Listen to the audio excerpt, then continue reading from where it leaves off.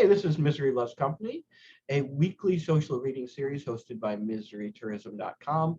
Every Friday, we welcome outsider and transgressive writers to come and share their work. And this Friday, I have an awful fucking cold, so I apologize in advance if I'm going to try to mute my mic whenever I start coughing, but I do apologize in advance in case I cough over anyone or try to offer my response to your work and just end up like vomiting blood or something instead. So anyway, let's go and get going here. Keith is up first. Okay, thanks, William. So tonight I'm going to read an autofiction story that I wrote back during the winter. It's titled The Final Chapter, A Work in Progress. As he was preparing to write his obituary, Joseph realized that he should not have procrastinated. In his current state, this was going to be a formidable task. Behind the closed door, he heard the sounds in the hallway, but he couldn't make them out. Whispers on top of perceived footsteps, slowly getting louder. He thought that he could sense his breathing getting shallow, and that something inside of his chest was thumping. He knew what to do. Sitting stoically upright in his bed, he closed his eyes and took a long, slow, deep breath. He executed the next action perfectly, a lifetime of choreography and practice at his mini desk. As he began a slow exhale, he moved his elbows across his lap desk, interlocking his fingers as his hands came together. The inverted V that was formed was perfect, a resting place for his chin, his head slightly bowed. The first exhale was complete. He was in position. The frightful memories of the communions of his early youth played in his mind. He would continue the slow, deep breathing until the body and blood had been served, and then he would live forever. He fantasized his immortality until the sounds in the hallway had faded away. His was a life that had begun with death and a premonition. After a few moments, he was relaxed, and the silence was quiet. Now he could write his obituary in peace. It was a winter day, the worst of all winter days. Rain misting from thick gray clouds, a slight breeze chilling the bones of a young child. On the steps leading to the weather-worn gray porch, he scraped the red clay from his soles. Then just inside the screen and front door, he removed his shoes. The parlor was to the right, with a small room attached. His family opened the door and he followed them in. Someone closed the door behind him. He could smell the burning of the pine fat lighter that had started up the logs in the fireplace. In the corner, a small gas heater was burning, rows of beautiful blue flames with random orange spikes dancing here and there. On top of the heater sat a coffee can of water. He knew not to play around the fire or the heater, even at his very young age. A few chairs, a sofa, and a couple of small tables, along with a player piano, were the only furnishings he remembers. Long drapes hung from near the ceiling, closed, the panes of the windows hidden. A single light bulb hung down in the room's center, a cord stretching across the ceiling and down the wall. The clock sat on the mantel. It chimed every hour. It had to be wound, he thinks, every few days. He wasn't tall enough to touch it. There were a lot of people in the parlor, and their sweet smells combined with the fire to make a memory. Through the open door to the small room, he could see her resting peacefully in the shadows. It had only been a few weeks since he had spent the night with her. They had slept together in the wrought iron feather bed in the small room. The heavy quilts and blankets had made it feel cozy and warm. Her kiss had made it feel safe. There may have been a radio in that room.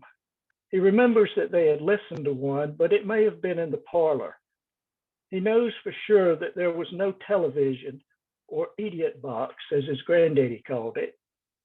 He remembers other things about the house and the yard and the farm and the fields and the pecan trees and the red clay roads and her, but those were memories etched from an earlier time. The memories of today would be what his granddaddy told him, that this was the last day that she would be with us and that he should tell her goodbye. He remembers walking over to see her. He felt so alone, even with his family surrounding him. He reached out with his hand and leaned over her. He was just old enough to understand, he thinks. His next memory would be of standing on the dead grass, surrounded by granite and marble stones, huddled with his mother under an umbrella in the drizzling rain. The rain seemed to never end, the cold to never warm. There were lots of people, and there were many flowers, blooms that looked so unnatural in the winter landscape. Everyone looked sad, so he tried to look the same. And he remembers that when they got out of the rain and cold, they rode in the car for a long time to get home. His grandmother and grandfather were in the front seat. He and his mother sat close together in the back seat. The car was really warm. It felt good. Slowly, the burning sensation from his numbed fingers was going away. Well, he thinks, this is just too sad. Who would want to read an obituary like this? True, he's never told anyone this story before, so why start now? How does he want to write his obituary? Does he want to tell everyone what they already know? And who is everyone? Who is he writing this for?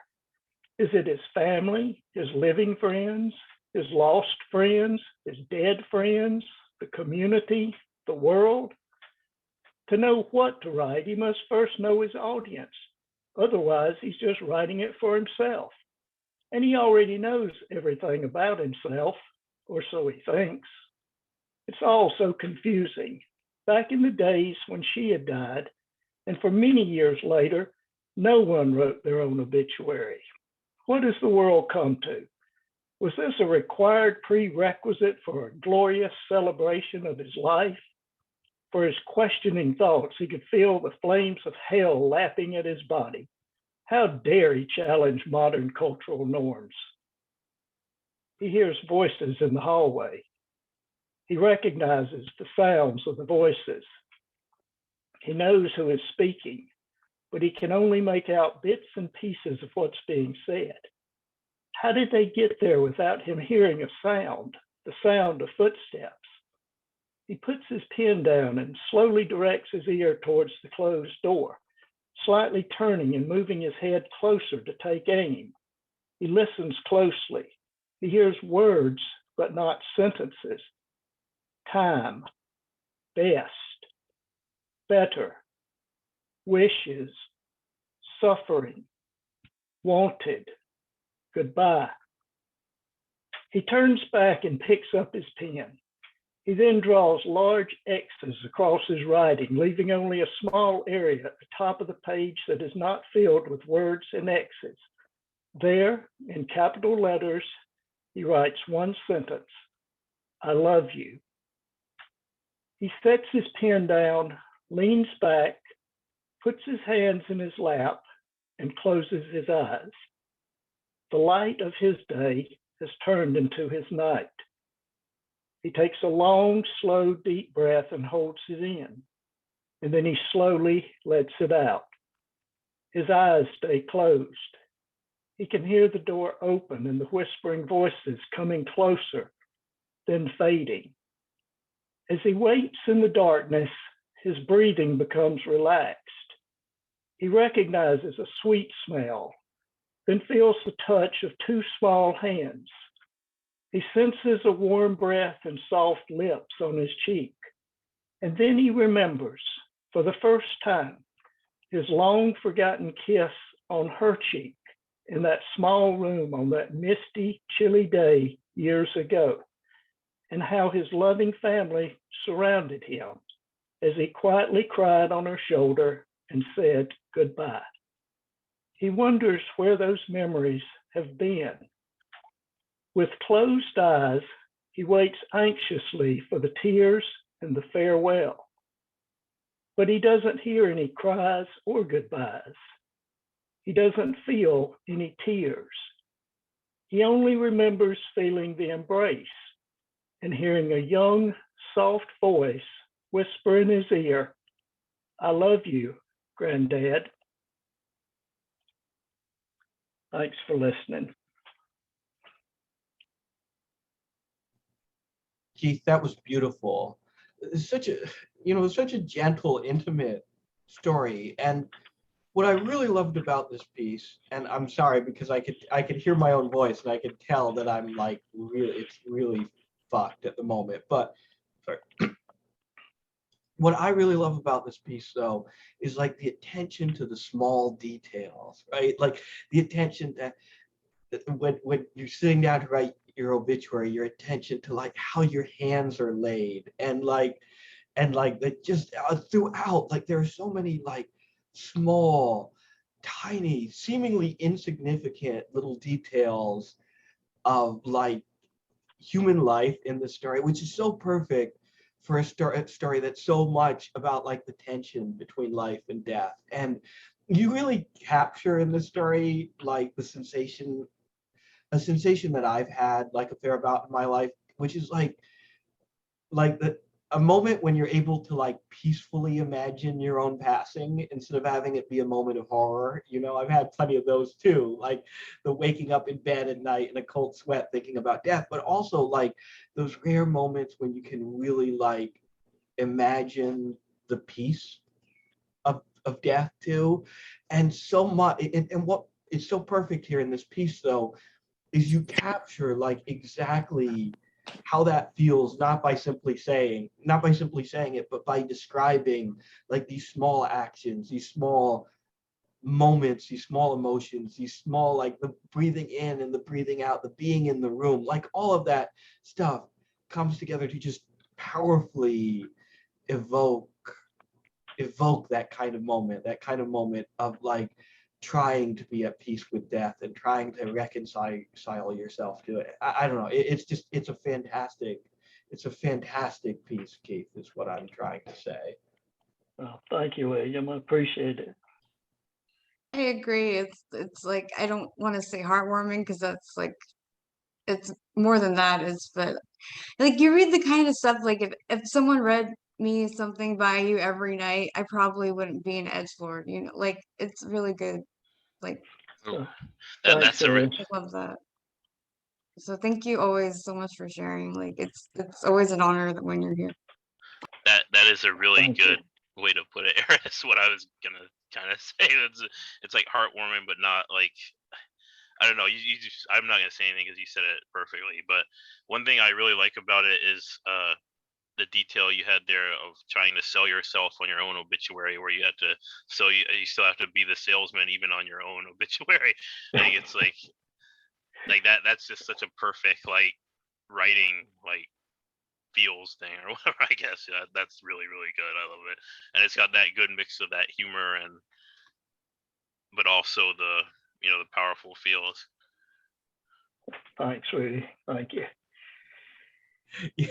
Eris really Eris really put it perfectly, I think.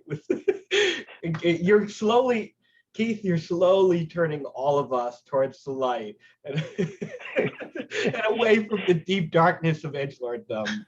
That well put, Eris. Anyway, thank you so much, Keith. That was another wonderful piece. Well, thank you. Thank you, William. Thanks. And now Rudy. Rudy to maybe turn us all back into edgelords again. Rudy, you You read your abortion story too soon, my man. I know I blew my load too early. It's like fuck, like Oh my gosh. rip. And I was gonna turn around and read it again, but I think instead I'm just gonna read some from Pale Manipulator Music. So yeah, wow, like what a day. Um, yeah, so I'm gonna read 3 stories from Pale Manipulator Music, which is my songfic flash collection about child soldiers who steal a necromancer's Spotify premium account and get cursed to live out their lives as like these kind of twisted versions of the songs. And you can click the blue buttons to bring up the text of each piece. I think it's in the thingy what there. So yeah, this first piece, the first one I'm gonna read 3 pieces. The first one I'm gonna read. All these stories, first of all, were inspired by different songs that are on my real Spotify playlist, which I've taken songs to and added them to this fake one on the site. But the first one is called "She Said Not Now," and its inspiration is Harry Chapin's Sniper.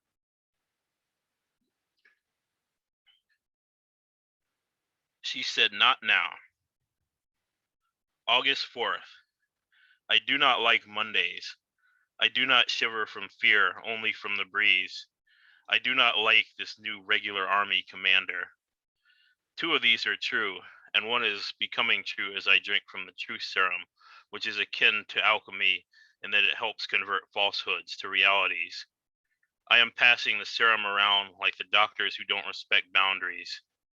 Everyone is now guarded against pants peeing, insult, and Ebola. A sniper is danger far, and their bullets have been passing danger close, creating many ostentatious exits like TV people on red carpets. The carpet in the bungalow I am in is maroon because this is where a bullet departed Timbo's body before Timbo departed us. Our night times are a long stretch. A cat lady doing yoga because this commander bitch is telling us, shut off all lights.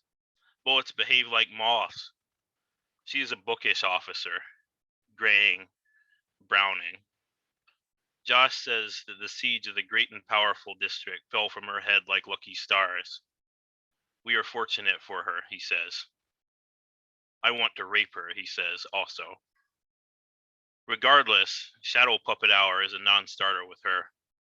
We need it to relax, and we have said as much to deaf ears. We need to see our shadows sometimes. We are not vampires. But the bullets of a sniper are dark magic.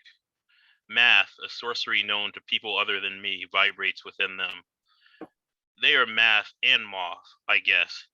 Cicadas, actually, coming out of their shells with the sole purpose of creating screeching and buzzing among us. Every person hit is a diatribe of beetlery.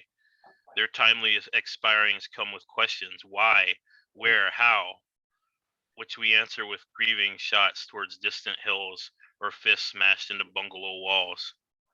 Anne is talking to me most nights. She is always saying, we are fools to just sit here. We will sit until we are laying down and our markers are standing up. There is no way to know who will be followed by a sniper bullet. Some report that they follow for blocks, just like lovesick dogs. Josh says one followed him for a time, then turned a corner and ran into somebody else. I was doing like a woman walking through the gainful district, minding my step and the bounce of my rump to make myself undesirable to it. Josh is wise. I respect his looking out for us. Anne says she would collaborate if Josh wanted to do a frag against this regular army commander. At some juncture during twilight, while the moon is still being roused by its CO to do exercises, I peek out the window and see the sniper's deadly spark. It is near, to my mind. I can put a finger in front of my eye and cover the hill it came from. I can close my 2 fingers around it and crush the farmer's silo on top of that hill. I duck and look behind me to see if the bullet is on my tail. It is not, so I sprint to the commander. She said, not now. I salute, then begin stammering. Nissa hears me and rushes into the command bungalow. She pushes me aside and makes a plea on my behalf. She says that my information is trustworthy despite my stature. She is a gifted child, a brain on a stick, and knows how to surround her words with honey, just as mucus surrounds feces, delivering them onto elders with the least amount of friction. The commander is engaged riding Big Jim, a regular army Mong with shoulders too broad for his number of years. Riding boots, riding crop, riding goggles, no other gear. Her finger is mostly what she shows us. She said, "Not now." The witch doctor comes in to report butchery, 2 fallen on the western perimeter, 1 on the east. He makes a sign in the air that is meant to convey sorcerous meaning to the ether, where the jinns watch constantly for signals, but it also carries some apparent corporeal message, because the commander pauses. She thinks, still touching Big Jim, then nods. She said, "Not now." Josh is the last to come, striding into the bungalow right after the Mong coos happily and giggles. The commander fingers him as she has everyone else, but he speaks anyway. "That bastard is in the southern hills. He squats at Botto's farm among the hens and heifers. He is just shooting freely now, striking tallies. Just another night. He is felling timber. It is a rote job for him." The commander leaps onto her feet and sweeps us out as an impatient auntie would before closing the door on our faces. Someone knocks, I forget who. She said, "Not now." I am picturing the commander and my mother in the same body, my memory bullets hounding a belligerent 2-headed ogre. They are dismissing me in 2 different but also similar senses. Something sharp nips my arm and my eyes are going very wide. I look for the pincher, and it is the witch doctor. He is rubbing something in my arm, and just rubbing it for effect. He is nodding knowingly. The night is glowing because of the moon and nearer bodies that are equally pocked. We mount up, employing cavalry doctrine. The clop of plastic sandals echoes in movieplex surround sound. The bookworm commander is in a pickup truck. Coward. Her headlamps are the biggest moth bait I have ever seen. Hypocrite. On the other hand, the light dances behind us, allowing shadow puppet hour, finally, with conditions. Mother. The conditions in the brush between here and the there we need to get to are not nothing. We stumble into resistance fighters. We crush them with little cost, but a little goes a long way. All eyes are teary as we envelop Botto's farm. Bloom in a video game that can be turned down, but not off. Shots are crying out also.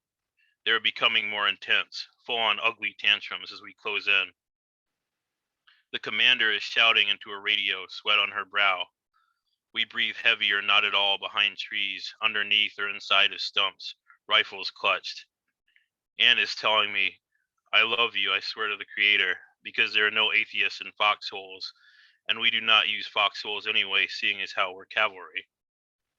Soon enough, mortars are giving their familiar pouty growls, followed by structures being knocked down. At some point, Botto's silo is leaning to the side, the tower of "I wish it was pizza." There is movement in front of us, and the commander's jeep lunges forward.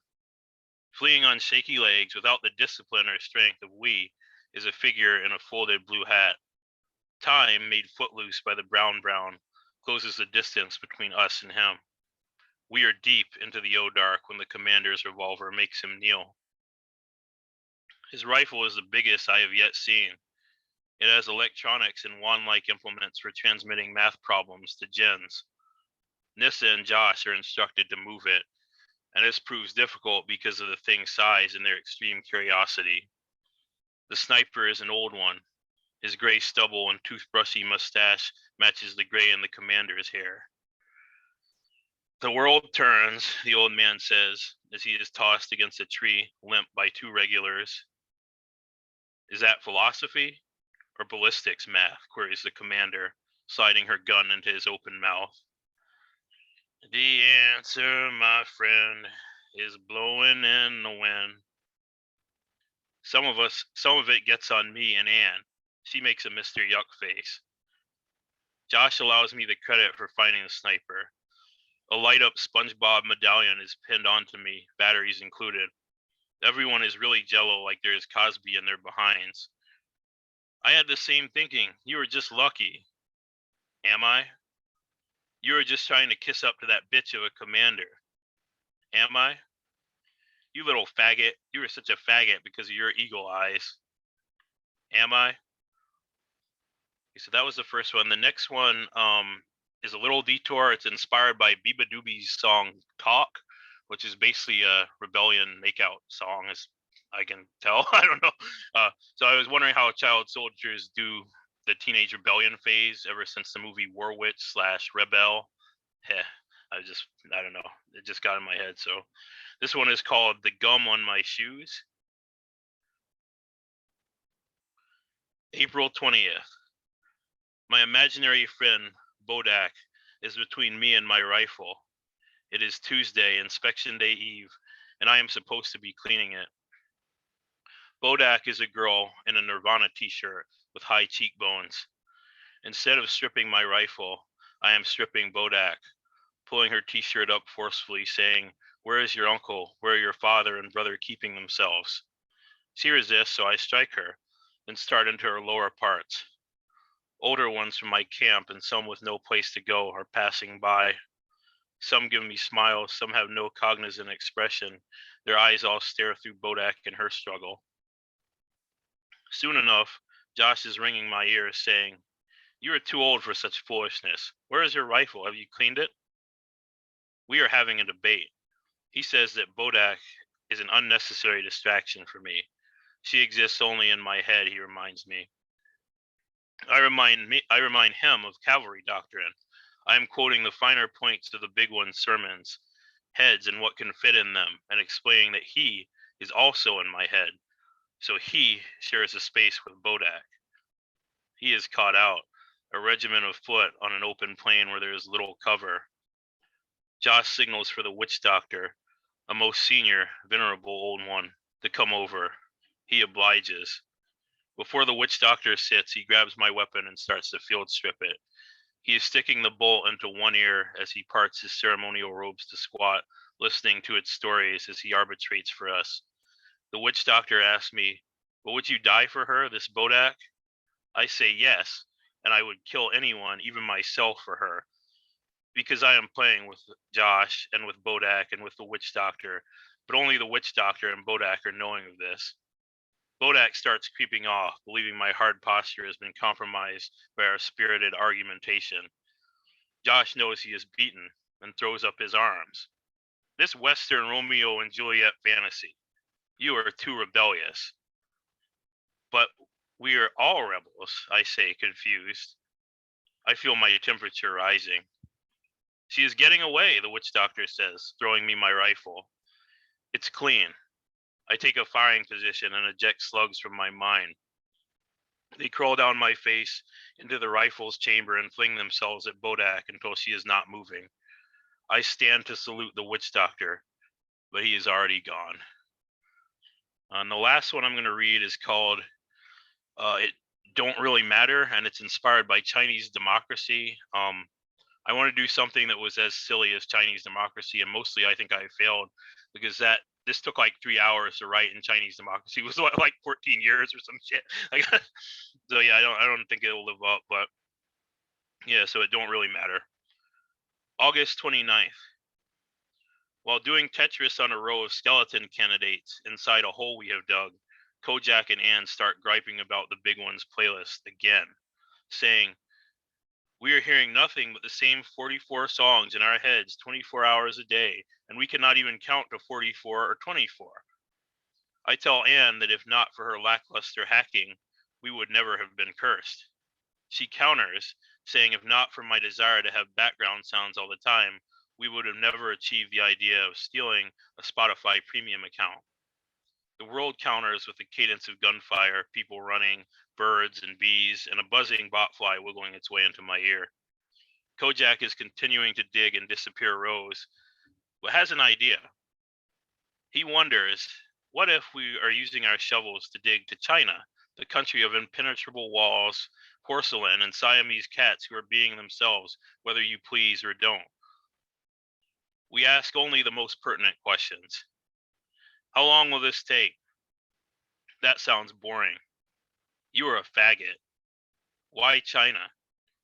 Kojak answers only the last, but looks deflated and sad while doing so. China is an authoritarian state, he says.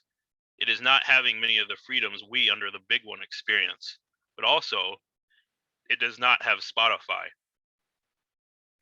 If the promise of steak were not enough to rouse me and Anne, the idea of no Spotify was a seal to this deal, for how could the big one execute the particulars of her curse without a Spotify exe? We start digging harder, leaving the village elders in a state of abject candidacy. They can wait. It is said by many learned men that this world is flat. Other, less reputable scientists say that it is oval, which, by its root word of Ovaltine, must mean full of chocolate. We decide to assume a superposition of these two, digging east and downward, but also eating dirt while we do. We are belly full on chocolate dust when we breach Agartha and fall into the underground ocean. Kojak and Anne are scared because there is a low amount of light here. Luckily, I have matches and cigarettes, which we smoke after swimming to shore. In time, the pirates arrive and take us aboard their dinghy. We immobilize a larger vessel with our RPG launcher, then fire our grappling hooks to close the distance. The ship is a big Agarthan cruise liner made of singing moss. The captain is nice and gives us tea because he knows he will die soon and wants to atone somewhat for a dandy life of gay doings and passive cruelty. We shoot him after Anne toasts his health, along with an improvised cigarette full of boat moss. Kojak is worried that we have dallied too long. Command will have our hind parts, he exclaims. But Anne and I are concerned about more pressing matters. Which way to China from here? A memory strikes me like a dinosaur comment. Bodak, my imaginary friend, is Chinese. I proudly announce this. But is she from China? Asks Kojak. What a stupid question that is, Anne says, flailing angrily to slap Kojak's hat off. He just said she is Chinese. As usual, Bodak is loath to talk. We have ways of making her tongue, her fingernails, her parts. Kojak is nervous as the Agarthans have progressive laws regarding torture. We quickly take the information we need from Bodak, GPS coordinates, then shoot her and hastily rebury her in my head. We climb through underground mountains of big rocks and candy and short-handled shovels. It is noontime in the eastern hours when we emerge in Shangri-La. Chinese dragons, chopsticks, strange hats, silence. For the rest of this day, we exist as the three dots above characters from the Japanese game Xenogears. We are subject to no rewinds, pauses, or awkward song radio detours. It is all play, and the tracks are all our own. And that's it. Man, I'm glad you read these three stories because like they really like show like just how many different things you can do with this conceit, which it's really interesting because you have a couple of conceits here, a couple of things that have to remain standard throughout all these stories. One, they're all about the same group of child soldiers, and two, they're all based on songs from our world, right? And you would that would lead to a kind of a sort of like narrow sort of like palette of potential stories and stuff. But you just in these three, you have such a wide, you're doing such a wide range of things with these characters. I mean, that last story that last story is so funny, right? It's funny because of like all the Ovaltine pun, right? Or neologism or whatever you want to call it. That's just such a funny, goofy moment. And that entire last story is full of puns and it's full of like slapstick nonsense and these like silly little character moments. And yet that first story is like I mean, all of your stories have a little bit of like dark humor running through them, but that first story feels really dark and really, really tense. I think in part it's because of the wonderful thing you do where you William, describe, please mute. oh, it's you. Actually, I don't have any idea who you are. It's a fucking troll though. Oh yeah. Anyway, but I think like part of it is like the wonderful thing you do where you describe the bullets as if they're insects. Like, Mm. oh my God, the fucking moth line where you like the implication being that like both bullets and moths are drawn to the light, right? Especially like in a story about snipers, that's so perfect. And then and then they become cicadas, and then that scene where where the guy basically believes that the bullet is chasing him and that the way he runs or behaves will affect whether the bullet hits him or not. Like the way you embody the bullets in that story is really effective and really tense. And the second thing about that story though is the way you work in parts of the original song. Now, Sniper is a song that I'm a lot more familiar with than the other songs that you've used here. You've used a few songs that I've heard like once or twice, but have no real memory of, and others that I've never listened to. But Sniper is a song I've listened to many, many times. And I love the way that you use, it's technically not a refrain, but you use the Yeah, like, the she said not now. she said not now, she said Yeah, not like now. the backup vocals. Yeah, I Yeah, really. and the am I at the end. Yeah. It's really effective because like if you weren't familiar with the song, it would still work 100% within the context of the story. But if you are familiar with the song, then it gives those moments an extra like little bit of intensity and power. And I don't know, it's really, really good, I think. Cool. Thanks. Yeah. Yeah. Just Oh, thank you, man. So up ne- and now once again for something completely fucking different, it's Gianluca. Do you want me to spoil what you're doing here, or do you just want to introduce your conceit here? Hey guys, what's up? So yeah, I think William alluded to this. This might not be something written by me specifically because a friend of mine leaked some scripts from the Family Guy offices.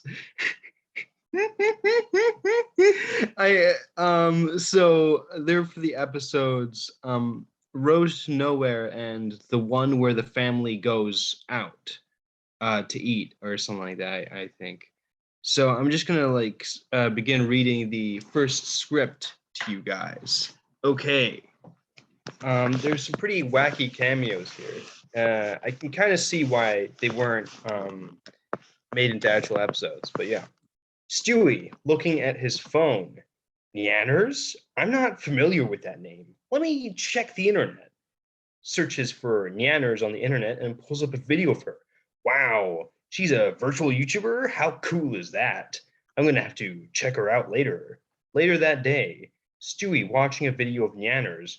Wow, she's really funny. I wonder if she'd be interested in talking to me. Sends her a message.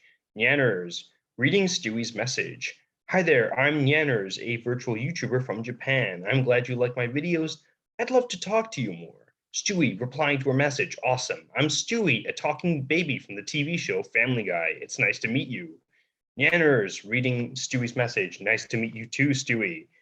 I'm excited to talk more with you. Later that evening, Stewie on the phone with Nyanners. So you're a virtual YouTuber, eh? Huh?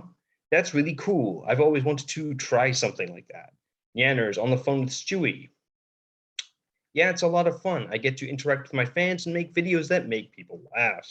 Stewie on the phone with Nyanners. That sounds like a blast. Might have to look into that. Anyway, it was really nice talking to you, Nyanners. Nyanners on the phone with Stewie. Likewise, Stewie, I hope we can talk again soon. Peter holding a plush replica of Big Chungus. Wow, I can't believe I got Big Chungus. This is better than the time I pretended to be Jacksepticeye. Cutaway gag, interior Jacksepticeye's office. Peter in a thick Irish accent. Hey there, laddie, I'm Jacksepticeye, the most popular YouTuber in the world. Random dude, also in a thick Irish accent. Yeah, right, you're just some guy in a green hoodie. Peter in a thick Irish accent. No, I'm not. I'm Jacksepticeye. Watch me play this video game for an hour and say that again. Random dude, also in a thick Irish accent. Whatever, dude. You're not fooling anyone. Cut to present day. Peter in a normal voice. What a bunch of jerks. I showed them. Eats the big Chungus plushie. This is delicious. Meg. Dad, what if that plushie is made of inedible material? You could die. Peter. Nah, I'm sure it's fine. Lois, Meg's right, Peter. That big chungus could contain anything. Peter, Lois, I'm a grown man. I can handle myself. Eats the big chungus plushie and starts choking. Lois, Peter, are you okay? Peter, gasping for air. I can't breathe. Lois, quick, someone call 911. Brian calls 911. On the phone with 911. Yes, my friend is choking. We need an ambulance right away. Ambulance sirens blare in the distance. Paramedic to Lois, are you the one who called 911? Yes, my husband is choking. Please help him. Sir, are you okay? Can you breathe? Peter, I can't breathe. Help me. Ma'am, we're going to have to take him to the hospital. Interior, Quahog Hospital. Peter, it seems that Big Chungus plushie has given you an inoperable cancer that will inevitably kill you within 2 months. I suggest you get your affairs in order. Also, Big Chungus is out of fashion now. Everyone knows that the next big thing now is homophobic dog. Peter in a normal voice. What? That's ridiculous. I'm not going to let some stupid cancer kill me. There has to be something we can do. Dr. Hartman, unfortunately, there is nothing we can do. Homophobic dog. Really? Is poor Peter really about to die? Everyone gasps. Dr. Hartman, who are you? Homophobic dog. I am homophobic dog, the new big thing on the internet, and I have a cure for cancer. Hands Peter a bottle of pills. Just take these and your cancer will be gone in no time. Walks away. Bye now. Weird, this bottle has a troll face on the cap. Still, it's our only hope. Lois, we really going to put our trust in homophobic dog? Peter, Lois, are you hearing yourself? Homophobic dog would never lie. Peter takes the pills. Cut to interior hospital room 1 month later. Doctor, I'm feeling great. The cancer is gone and I've never felt better. Thank you so much for homophobic dog's miracle pills. That's impossible. There's no way those pills could have cured your cancer that quickly. What is that funky dog doing? Homophobic dog walking away. I'm homophobic dog, the new big thing on the internet. Be sure to check out my videos and subscribe to my channel. Dr. Hartman does a backflip out of the window, close up of his mangled corpse. Holy crap, that jump was flawless, but he really couldn't stick the finish. That's a solid 0 from me, SFX, ding. Looks like we have a new world record for the most humiliating death ever. Interior, Griffin household, living room. Peter, from now on, I'm going to be homophobic like that brilliant dog. Chris, isn't transphobia the bigotry more in vogue, Dad? It seems that feigned concern for gay rights are being used as a cudgel to beat down transgender individuals. Peter, Chris, you're a moron. This is obviously a brilliant marketing strategy by homophobic dog to get more views. I mean, just look at his videos. They're all provocative and edgy and full of hatred. Chris, Dad, that's the same thing you said about PewDiePie when he made racist jokes. Peter, and he's more popular than ever. This homophobic dog is a genius. Cutaway gag. Interior, Peter's vlogging station. Peter, hey there everyone. This is Peter Griffin and welcome to my vlog. Today I'm going to be talking about the new big thing on the internet, homophobic dog. Sound effects, dog barking loudly. Peter, what the? Get out of here, you stupid dog. You're not allowed in my house anymore. Now get lost before I call animal control on your ass. Homophobic dog runs out of the house. And that's why homophobic dog is the new big thing on the internet. Be sure to check out his videos and subscribe to his channel. Thanks for watching and I'll see you next time. Interior, Nyanner's gaming station. Stewie, this is amazing. You're making true art here, Nyanners. Do tell me how you make such excellent memes. Nyanners, giggles. It's not that difficult, Stewie. I just find something that's popular and then add my own little twist to it. For example, the war in Ukraine. I just Photoshop an ooh face onto a bomb and it's instantly funny. Stewie in awe. That's incredible. I had no idea you were so talented. Nyanners, giggles. Thanks, Stewie. Peter, hey, I followed you here, Stewie. This is kind of like grooming if you think about it. You Nyanners are canceled. Peter tweets that Nyanners groomed Stewie with the hashtag #NyannersIsOverParty. Nyanners sighs, I'm so sorry, Stewie. Looks like I'm going to have to end our friendship. Stewie, saddened. I understand, Yanners. I'm just glad I got to know you for the short amount of time that we were friends. To Peter, how could you do this, fat man? Are you that obsessed with fame? Peter, what are you talking about, Stewie? This is for your own good. I was just trying to protect you from being groomed by some creepy old man posing as an anime girl. Stewie sighs. You're such an idiot, Peter. She is the anime girl. She's standing right in front of you. Peter, looking around the room. Where? I don't see her. Stewie groans in frustration. You're hopeless, Peter. More hopeless than Pete Davidson attempting to make a joke. Cutaway gag. Interior. SNL stage with spotlight in center. Pete Davidson. Hi, I'm Pete Davidson, and this is my new stand-up comedy routine. SFX crickets chirping. Pete Davidson, did that joke not land? It was about my broken engagement to Ariana Grande, you know, the singer. Maybe I should try another one. SFX, more crickets chirping. Pete Davidson starting to get annoyed. What the hell is wrong with you people? I'm Pete Davidson. You're supposed to laugh at everything I say, especially if it's about my dead father or how much I hate myself. Now give me a goddamn standing ovation, you ungrateful bastards. Interior bowling alley. Chris, can't believe my little brother is canceled online.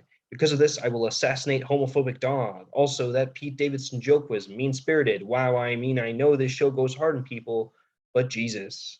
Peter, approaching Chris. Hey, son, I'm sorry about your brother, but I did what I thought was best. No, you didn't. You just wanted to be the one to take down homophobic dogs so you could get attention on social media. Admit it, Dad. Peter sighs. Okay, I admit it. I also want to kill homophobic dog, but if we have the same goal, what's the problem? Because I don't want to be associated with you, Dad. You're an embarrassment. Peter sighs. Okay, that hurts. Peter walks away dejectedly. Peter abruptly transforms into a woman. Peter, Chris, I'm your mother. Please don't be mad at me. What the hell, Dad? What are you doing? Why are you dressed as my mom?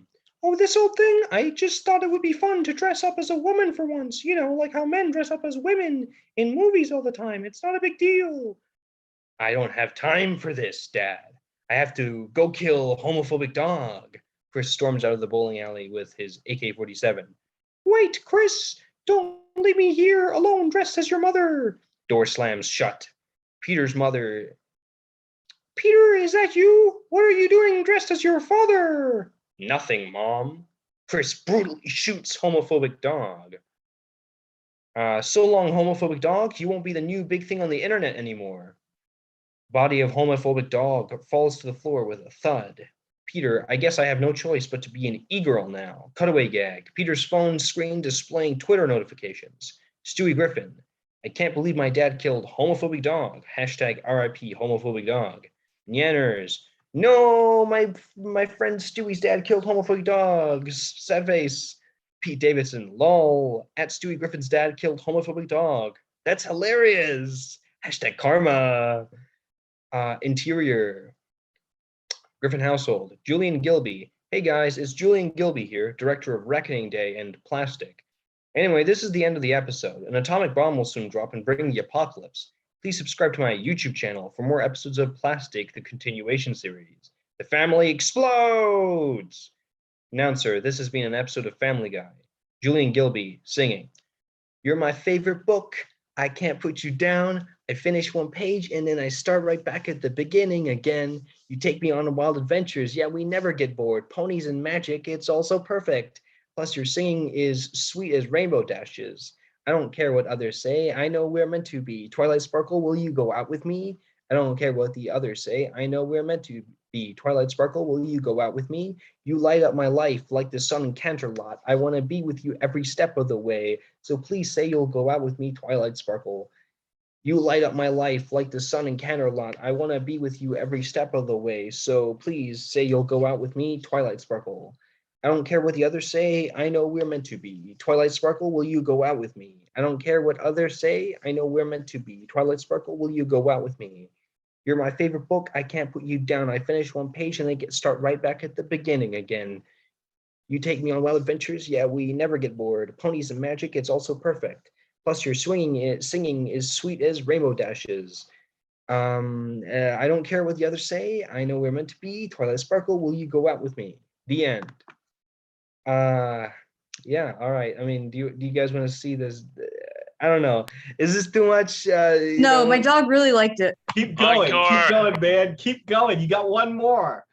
Okay, all right. You can do this. This one, the one where the family goes out to eat. Peter Griffin is at the Cleveland airport waiting to board a plane to England. Clark, excuse me, Mr. Griffin. I'm afraid your ticket has been canceled.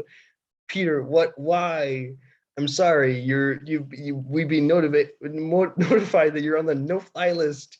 Your tweets are simply too politically extreme. This is ridiculous. I'm just a simple man who loves his country. I'm sorry, sir. Peter, you will be sorry when Nick Land hears about this. Later, Peter is sitting at a pub in England, fuming about his treatment at the airport. A man sitting next to him strikes up a conversation. You must be that famous American philosopher. Holy shit, that guy's got a huge dick. Anyway, sorry. American philosopher Peter Griffin. Yeah, that's me. I'm trying to get back to my family in Quahog, but it seems my fire tweets have barred me from going back to America. Whatever shall I do? Well, I'm a big fan of your work. Perhaps I can help you. I'm Nick Land. The Nick Land, English philosopher and father of the cybernetic philosophers, the one and only. But I thought you were a crazy right-wing nut job. That's what they want you to think, but I'm actually a very reasonable man. I think you and I could have some very stimulating conversations. Stimulating? More like mind-blowing. And so begins a long discussion between the two men about philosophy, politics, and society. They quickly find they have a lot in common and become fast friends. Stewie, it's been a while since the fat man has been trapped in England with his racist philosopher buddy. Now I can activate the Big Chungus signal I have programmed into this wristwatch that will turn everyone into Big Chungus fans. He activates the wristwatch, which emits a high-pitched frequency. Lois and Chris start to react uncomfortably to the noise. What is that sound? It's driving me crazy. Yeah, it hurts my ears. Make it stop. Stewie laughs evilly. Cut to Peter and Nick, who are still talking. They don't seem to be affected by the noise. Nick, so you see, the problem with society is that we've been indoctrinated into a false belief system. Peter, you're right, Nick. We need to break free from the chains of our oppressors and create a new society based on truth and reason. Exactly. Together we can change the world. Peter, if only we could have the Death Note, that would really turn things around. The Death Note? What's that? It's a notebook that kills whoever's name you write in it. For example, I could write Joe Biden's name and he would die. Nick, that's amazing. We could use that to get rid of all the corrupt politicians and create a new world order. Peter, I like the way you think, Nick. Suddenly they hear a loud explosion. They look out the window and see Big Chungus walking through the street, destroying everything in sight. People are running and screaming in terror. Nick, what the hell is that thing? Peter, I have no idea, but whatever it is, we need to stop it. The two men race out of the streets where they find themselves face to face with Big Chungus. What is the monstrosity? I don't know, but we need to stop it. They charge at Big Chungus, but he easily swats them aside. This is hopeless. We're never going to be able to defeat it, says Peter. Nick, you're right, Peter. We need to evacuate the city and regroup. Peter, hey, Chungus, why are you doing this? Big Chungus stops and looks at Peter. Chungus, because I'm Big Chungus, the greatest thing in the universe, and everyone must worship me or they will die. Peter, well, that settles it. Stewie must be behind this. This is worse than the time I was in Amber Heard's DMs. Cutaway, display of Peter's Instagram DM conversation with Amber Heard. Amber, hey, Peter, I'm a big fan of your work. Peter, thanks, Amber. I'm a big fan of yours, too. You're so pretty and talented. Amber, oh, thank you. Maybe we can meet up sometimes and chat. Peter, yeah, that would be great. I'll talk to you soon. Amber, talk to you soon, Peter. Smiley face. Back to the present. Peter yanks on Big Chungus's chode. Peter, ow, that really hurt you, Big Chode. Big Chungus roars in pain and falls to the ground. Peter, now's our chance. Run for it, Nick. They start to run away, but Big Chungus gets back up and starts to chase after them. They are running for their lives. We're never going to make it. We need a distraction. I'll take care of that, says Nick. He takes out his phone and starts typing on it. Then he tosses it towards Big Chungus. It explodes, and Big Chungus falls to the ground again. This time he doesn't get back up. Wow, that was amazing, Nick. Just doing my part to save the world. Make a great team, Nick. We should do this more often. I couldn't agree more, Peter. Interior Griffin household. Stewie is being hung from his feet and disemboweled. Lois, Stewie, what did I tell you about playing with your food? Chris, yeah, and now look what you've done. You've made a giant mess. Stewie is moaning in pain. Lois, now you just stay there until your father gets home and he can deal with you. Cut to Peter and Nick, who are walking down the street. It's been great hanging out with you, Nick. I feel I've really found my soulmate. Nick, I feel the same way, Peter. They hear a woman screaming, "Help, my baby's been kidnapped. Please, someone help me." Peter, oh no, that's my wife, Lois. I have to go help her. Nick, go save your family, Peter. I'll help you stop the kidnappers. They both race off in different directions. Cut to exterior, dark alleyway. Lois is being held captive by two men. Please, let me go. I have to find my husband. He's the only one who can save me. Man, not so fast, lady. You're coming with us. Suddenly, Peter and Nick come flying into the alleyway, kicking and punching the kidnappers. Man, too, what the hell? Who are you guys? Nick, we're here to save the day. Now let her go. The kidnappers tried to run away, but Peter and Nick easily catch up with them and beat them senseless. Lois, oh, thank goodness you're here. I was so scared. Peter, it's okay, Lois. We're here now. You're safe. They embrace each other. Nick, looks like we make a pretty good team, eh, Peter? Peter, absolutely. We should do this more often. Nick, I couldn't agree more. Peter, wait, you can't be Lois. Lois is back home in Quahog. Sorry. Wait, you can't be Lois. Lois is back home in Quahog. Who are you? Lois whips off her latex mask to reveal the face of Stewie. Stewie. Bazinga. Nick. Got you good, didn't I, Daddy? Now it's time for your punishment. He pulls out a large knife. Peter, oh no, not the knife. Anything but the knife. Blackout. Peter wakes up in the Griffin's basement. What the hell? Was that all just a dream? He sees Stewie, who is still hanging from the ceiling. Peter, nope, definitely not a dream. Stewie, hey there, Daddy. Looks like it's time for your punishment. He starts to defend from the ceiling, knife in hand. Oh no, not the knife. Anything but the knife. Peter grabs Stewie and slams his head into the wall. That'll teach you to mess with me, you little bastard. Now it's time for your punishment. He pulls out a large knife and starts chasing Stewie around the room. Okay, let's see. Oh gosh. Geez. Stewie, no, please don't kill me, Daddy. I'm sorry for what I did.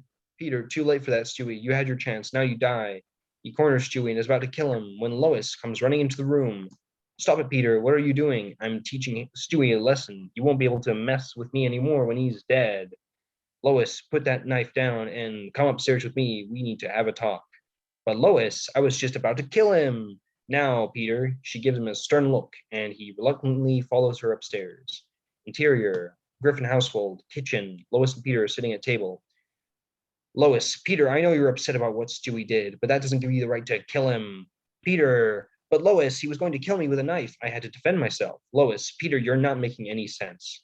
Quagmire, hey guys, what's up? I just found evidence of the lost city of Atlantis being underneath my house. Want to go down there and look for hidden treasure? Lois, not now, Quagmire. We are in the middle of a serious discussion. Quagmire, oh, sorry, I'll just go down there by myself then. Peter, wait for me. I want to go too. Peter, Lois, Peter, we're not done here. Peter, Lois, I'm sorry. But I just can't stay here and talk about my feelings right now. I need to go on an adventure. He runs out of the room after Quagmire.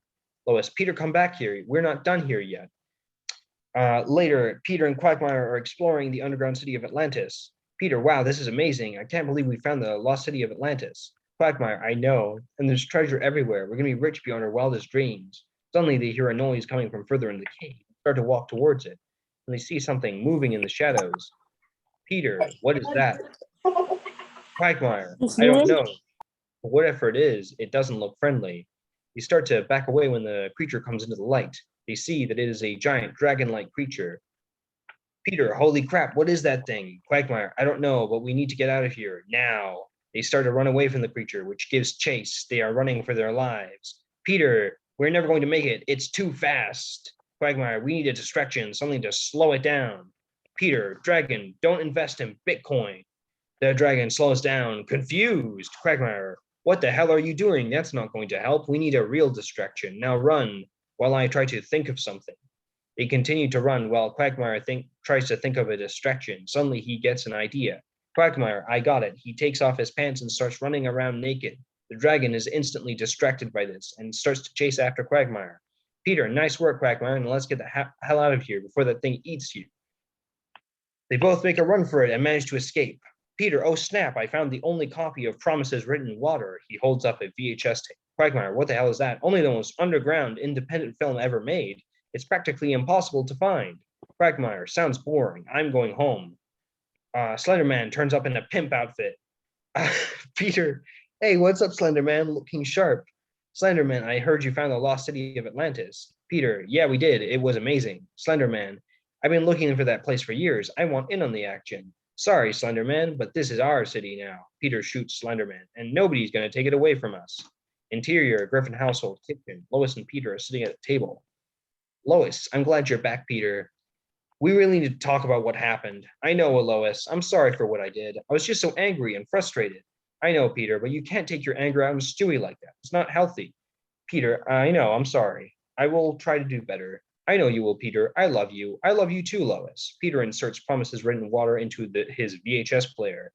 Now it's time to watch some avant-garde cinema. The screen shows a black and white image of two people kissing. Peter looks visibly disappointed. Peter, this is the most boring thing I've ever seen. He fast forward through the tape, which is just more of the same. Boring footage of people kissing. Gets bored and falls asleep. He starts to snore loudly. Cut to Stewie, who is still hanging from the ceiling. Stewie, Daddy, are you there? I'm sorry for what I did. Please let me down. There's no response from Peter. Daddy, Daddy, please wake up. Suddenly, Peter wakes up. What the hell, Stewie? What are you still doing here? I thought I killed you. You did, Daddy, but I came back from the dead. I'm a zombie now. A zombie? No way, that's so cool. I know, and I'm hungry for brains. Starts to walk toward Peter, who backs away in fear. Stay back. I don't want to be eaten by a zombie. Don't worry, Daddy. I'm not going to eat you yet. Quagmire shoots the zombie Stewie. Quagmire, gotcha, you little bastard. Now stay dead this time. Quagmire, what are you doing here? I heard there was a zombie loose in the neighborhood. Joe Swanson then wheels into the room. Hey, you guys, what's going on? Peter, Joe, you're alive. I thought you were dead. Joe, what are you talking about, Peter? I've been in a wheelchair for years. Quagmire, hey, Joe, you seen a giant dragon anywhere? Joe, no, I haven't. Why'd you ask? Quagmire, never mind, it's nothing. Joe turns into Big Chungus. Big Chungus. Everybody dance now. Everyone dances. Big Chungus sings. Big Chungus singing. I'm a Nazi. I'm a Nazi. I believe in the master race. I think that Jews are scum and they should all be exterminated.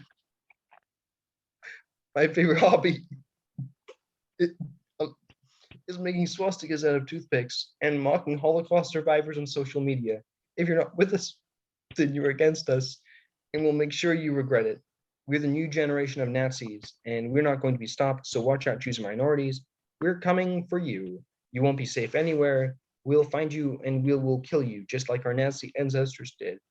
We're the new generation of Nazis, and we will have our Reich. I'm going to make a bacon sandwich.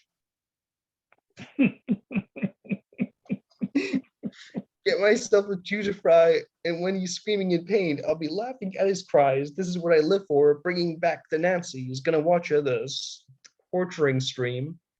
And then I'm gonna scream that the Jews are to blame for everything wrong in the world. I know it's not true, but who cares? It feels so good to hate.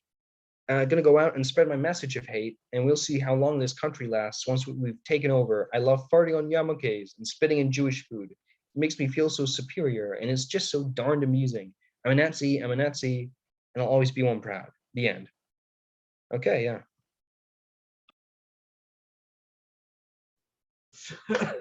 So do you want to give away your secret about how these were composed? No, only cool people in the Discord should know. JK, I don't know. Sure. Why not? So you wrote these with AI, right? You used AI Dungeon to compose these. So how much of this was the AI and how much is your input? Because I know it varies from program to program and stuff.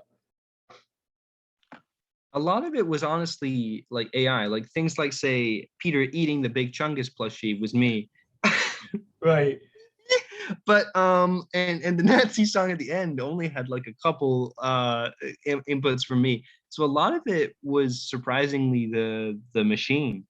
I like definitely guided it at some points. Like Quagmire finding Atlantis was me, but Well, yeah. What's impressive to me is like, okay, I haven't watched Family Guy in probably like a decade and a half, but as I remember it, like the AI has done a wonderful job of like capturing the rhythm of the show, like all the non sequiturs and the gags that just go on and on and on, or the like long periods of where it's like really stale exposition that's like supposed to be a joke, right? And just, and like all of the like cutaway gags and the references. It's like, I don't know, that mixed with the stuff that's obviously to some degree coming from you, like the Nick Land stuff and shit like that. Like the juxtaposition of those things is just so upsetting and hilarious. I don't know, it's just really fucking, I don't know, I was losing my shit. I almost, especially during like the first one, when it became clear like what the AI was capable of and what it was doing, I was like, it's, my throat is full of mucus anyway, and I was just choking and gagging. I was laughing so hard. This is great, great. Thanks, man.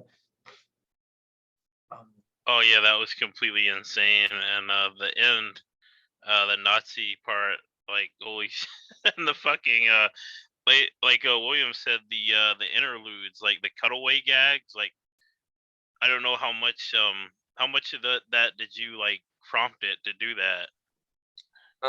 I decided when there would be a cutaway gag, and I Gotcha. decided the location, Mhm. and I the like int, you know, and Oh, then okay. location was always Yep. me. But beyond that, it was actually usually just the machine generating stuff. Wow, that first of all, I mean, you did an amazing job guiding it, but I mean that is actually pretty fucking amazing because like especially the ones with the crickets where the guy comes on, the cricket interlude, I'm like holy shit, like it was on point. But no, that was absolutely fucking hilarious and unhinged shit. That was crazy. Yeah, man, that was fucking great. Thank you. And Josh is up next. And I can see Josh is getting impatient in the chat. Josh is Well, up. Josh is hold on. Okay. My bookshelf is packed so tightly. There are so many books. I've read so many books. I don't know. Damn. Yeah. So no, let's try to be impatient. It's just, I mean it's decorum. And I think I have a strong sense of that. Some people disagree. There's been laughter. There's been laughter in my own home. My girlfriend laughed at that. So Yeah, you're the last person that can say anything about decorum, but well, This is the one woman we were allowed to speak. She speaks the truth. you know what? Is that Did you show her the Girl Interrupted videos I made? No. But I like her. I like her voice, by the way. well, everybody here has a good voice. Not to make it into some sort of palatable segue, but Oh, okay, so two things. I was going to read two things by Michelle Houellebecq from a collection that just came out that I thought was really good, that I wasn't expecting to enjoy, because it's a kind of a bits and bobs essays, and I usually think with these things it's like, not the best stuff. It's just another way for the publisher to make money off a big name, but actually they're quite good, and they kind of read as autofictions. And then I was going to read two poems, which I'm just literally trying to pull up now. So forgive me if it takes too long. It might actually take too long. See, Giacomo has been difficult with neutral spaces. He had a baby and he stopped updating the poetry profiles as much as he did before because he has the baby. And I think it's a matter of sorry, I won't waste much more time. You know what? I was complaining about that dude for just wasting everybody's time with like 40 minutes of Family Guy fan fiction. So I'm just going to go into the fallback that I was going to read. Josh, can you spell the author's name in the chat, by any chance, or Oh, yeah. you can spell it? I just wanna So Michelle, like Michel, because Okay. it's a man. Okay. And then yes, Aloof Hitter. Sorry, I thought it was Aloof Hitler. That would be actually better, I think. But and then Gotcha. Okay. so these are essays that were published in different places. So I want to read his famous "I Have a Dream" essay in here, which is good. But I'll first read The Party. And apologies for Yes, the party. The purpose of the party is to make us forget that we are lonely, miserable, and doomed to death. In other words, to transform us into animals. This is why primitive human beings have a very highly developed sense of the party. A nice dose of hallucinogenic plants, 3 tambourines, and they're off. It doesn't take much to keep them amused. In contrast, Westerners generally only end up in an adequate state of ecstasy after endless raves from which they emerge deaf and drugged. They have no sense of the party at all. Profoundly self-conscious, radically alien to others, terrorized by the idea of death, they're quite incapable of achieving any exaltation. However, they persist. The loss of their animal condition saddens them. They're ashamed and resentful. They'd like to be party animals, or at least pass for such. They're in a really lousy situation. And subheading, what the hell am I doing with these jerks? For where 2 or 3 are gathered together in my name, there am I in the midst of them. Matthew 18:20. But that's the whole point. Gathered together in the name of what? What could possibly justify gathering together? Gathering together to have fun. This is the worst possible scenario. In such circumstances, nightclubs, dance sessions, parties, which are obviously no fun at all, there's only one solution: flirting. Thereupon, we leave the register of the party to enter that of the fierce narcissistic competition, with or without the option of penetration. It's traditionally considered that a man needs penetration to obtain the desired narcissistic gratification. He then feels something analogous to the click of the free game on old pinball machines. The woman, most often, is satisfied with the certainty that someone wants to penetrate her. If these kinds of games disgust you, or you just don't feel able to put a good face on them, there's only one solution: make your getaway. Gathering together to fight. And in parentheses, student demonstrations, environmental gatherings, talk shows in the suburbs. The idea in principle is ingenious. Indeed, the benevolent glue of a common cause can entail a group effect, a feeling of belonging, even authentic collective intoxication. Unfortunately, crowd psychology follows invariable laws. The stupidest and most aggressive elements always end up dominating the proceedings. This is true. So we find ourselves in the middle of a bunch of loud, even dangerous loudmouths. The choice is thus the same as in the nightclub: leave before things start kicking off, or else flirt. In a more favorable context in this case, the presence of common convictions, the feelings provoked by the progress of the protest, may have slightly cracked the carapace of narcissism. Gathering together to fuck, in parentheses, sex clubs, private orgies, some new age groups. One of the simplest and oldest formulas: unite humanity in what, after all, it has most in common. Sexual acts do take place, although there's not always the expected pleasure. There's that much to be said for it, not much else. Gathering together to celebrate. Masses, pilgrimages. Religion proposes something very original. It boldly denies separation and death by asserting that, contrary to appearances, we are bathed in divine love while heading towards a blissful eternity. A religious ceremony in which the participants are imbued with faith would thus seem to be the sole example of a successful party. Some agnostic participants may even, for as long as the celebration lasts, feel overwhelmed by a sense of belief. But then they risk a terrible come down, a little bit like sex, but worse. One solution: to be touched by grace.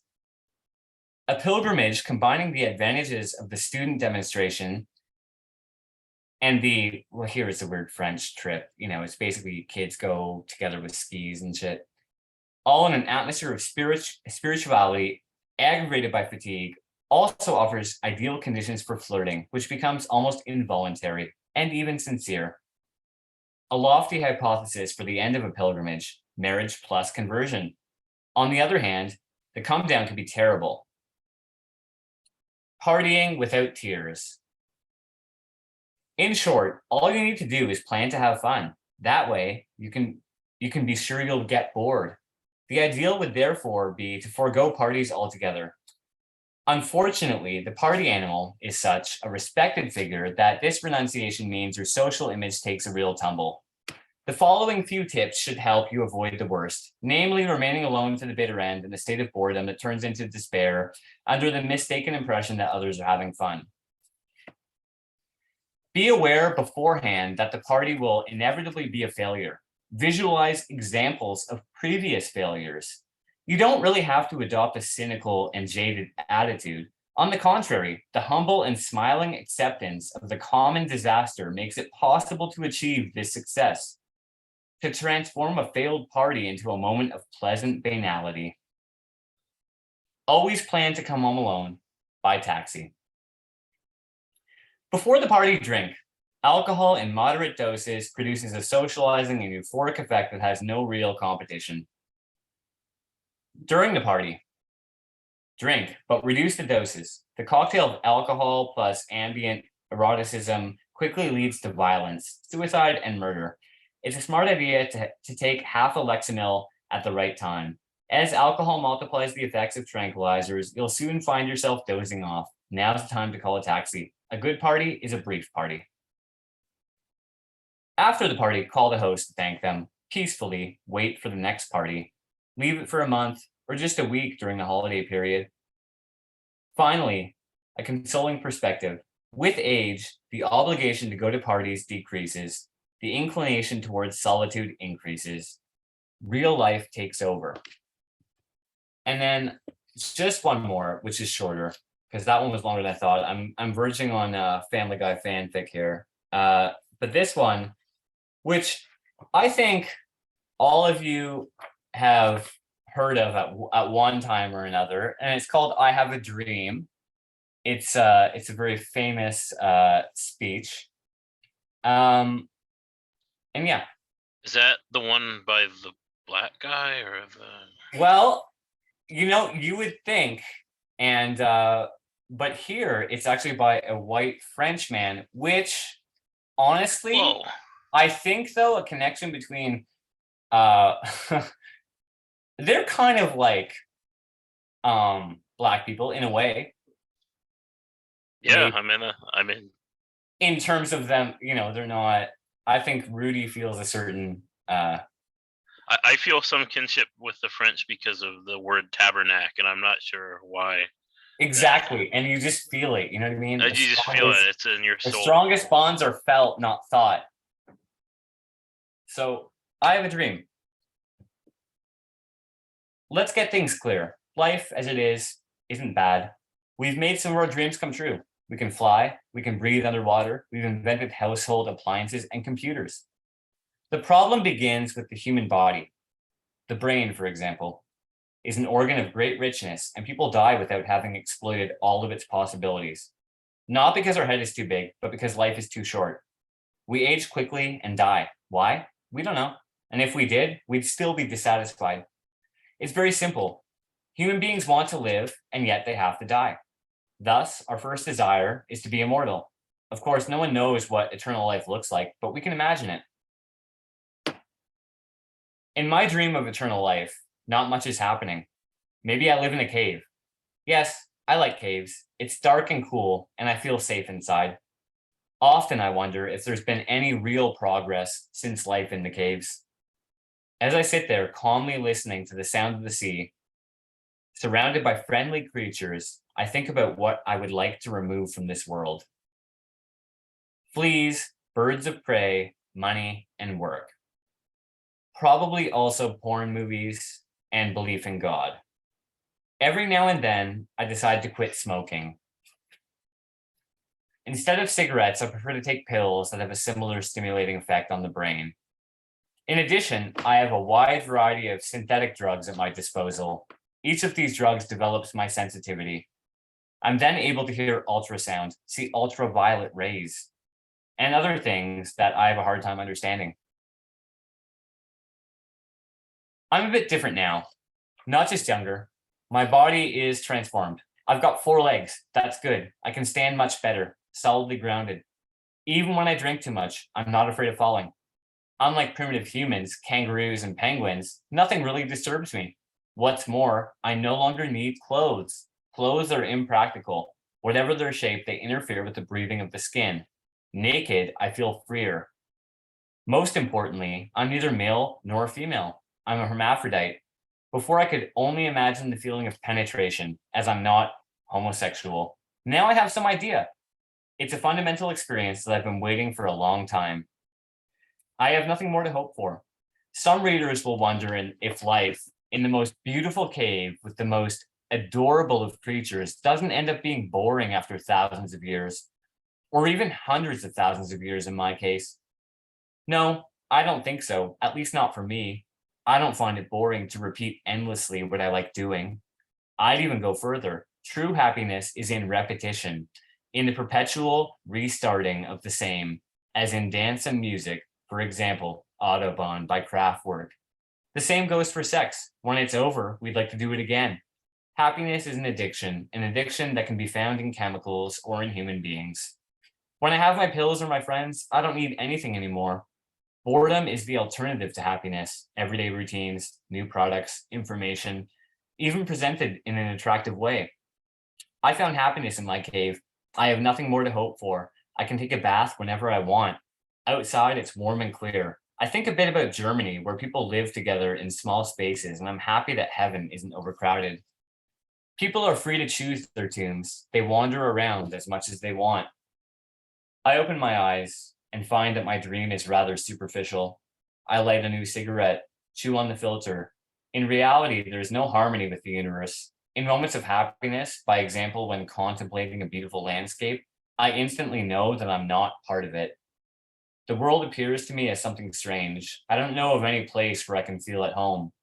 God himself can't solve this problem, and besides, I don't believe in God. He's not necessary, either here or in paradise. I believe in love. It's the only good thing we have. Better than the fitness program, better than the sport. Maybe one day my dream of eternity will come true. Then I'll be a creature with legs, wings, or tentacles, maybe somewhere else.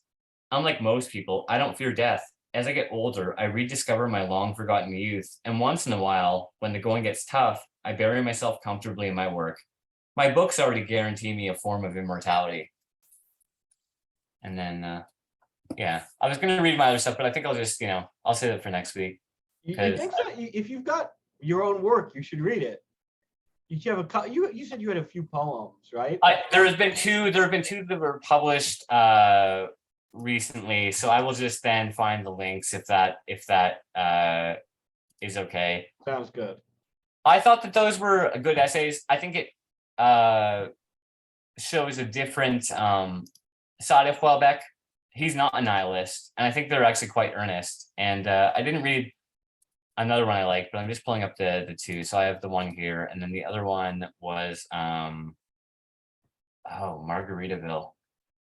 Yeah, no, those were good pieces. I mean, I haven't read much of his work. I started the possibility of an island years ago, and I didn't get very deep in it. And it wasn't because I didn't like it. I really enjoyed like the chapter or two I read, but it's one of those things where sometimes you just put a book down and then just never pick it up again. Yeah. And I've been meaning for years to pick that book up again. And I really, enjoyed these two essays. The second one in particular, I think really resonated with me as someone who has had like a lifelong fixation with and fear of death. And it's funny because you missed the first reading, but Keith read a piece about writing an obituary, and that brought up a lot of like memories and feelings for me. And the Houellebecq piece in some ways like is almost like the mirror image of the piece that Keith read earlier. And I the shit about happiness being in repetition, something in like repetition and isolation was something that really hit me hard, because the older I get, the more I realize that like the shit that makes me like maybe not exactly happy but content is that kind of like rote shit, like that kind of like rote, simple, repetitive stuff that empties your mind and that lets you just like appreciate the thing in the moment. Like you mentioned, listening to the same song over and over again. And I think like being alone and engaging in some repetitive act that you enjoy. Oh my God, there's a really particular bliss in that you'll never find with other human beings or doing some new thrilling thing, which is always bad. Yeah, the pleasant banality or whatever is pretty cool. That line, yeah, I That's know like that's part I loved, and I thought because people think, yeah, I mean, I would like to be immortal, and honestly, I would just do the same shit like today I sat at the beach. I would never get tired of I just don't, yeah. So the two things, I did find them. So the link for one, I don't think I'll be able to have the link for there, but if it's being tweeted out. So this one's obituary. I'll read this one first. It actually technically should be read second, but it's just easier to. So, yeah,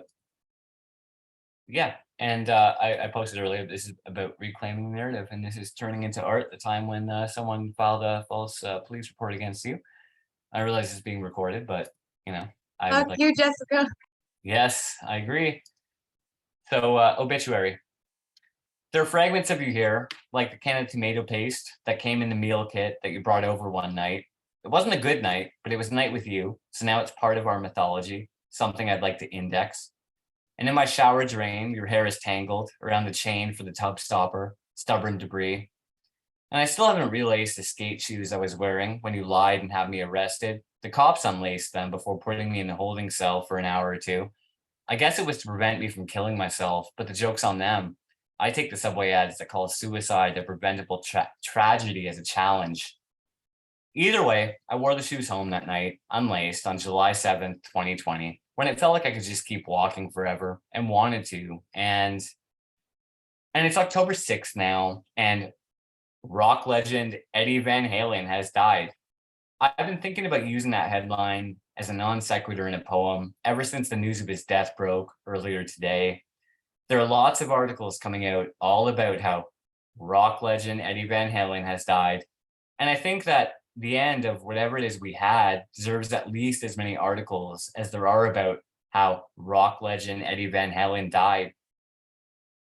Journalists should be accosting us for interviews to ask each of us about the other.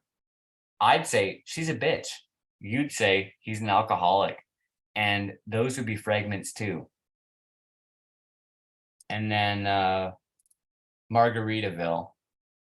And this one was for Daily Drunk zine, who had to pick it had to be related to a song.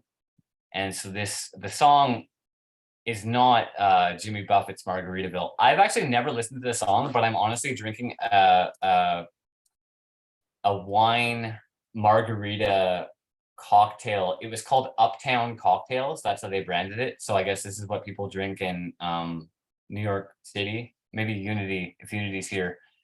No, Unity's not. So Unity can't confirm. But yeah.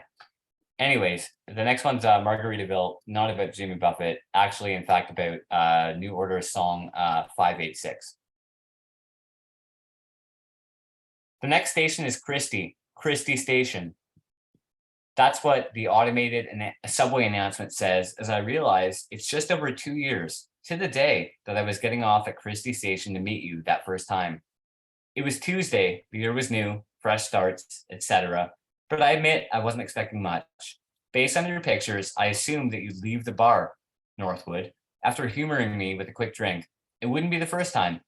Just a few months prior, this Russian girl I'd met off Tinder stayed for a single margarita at the same bar before ditching.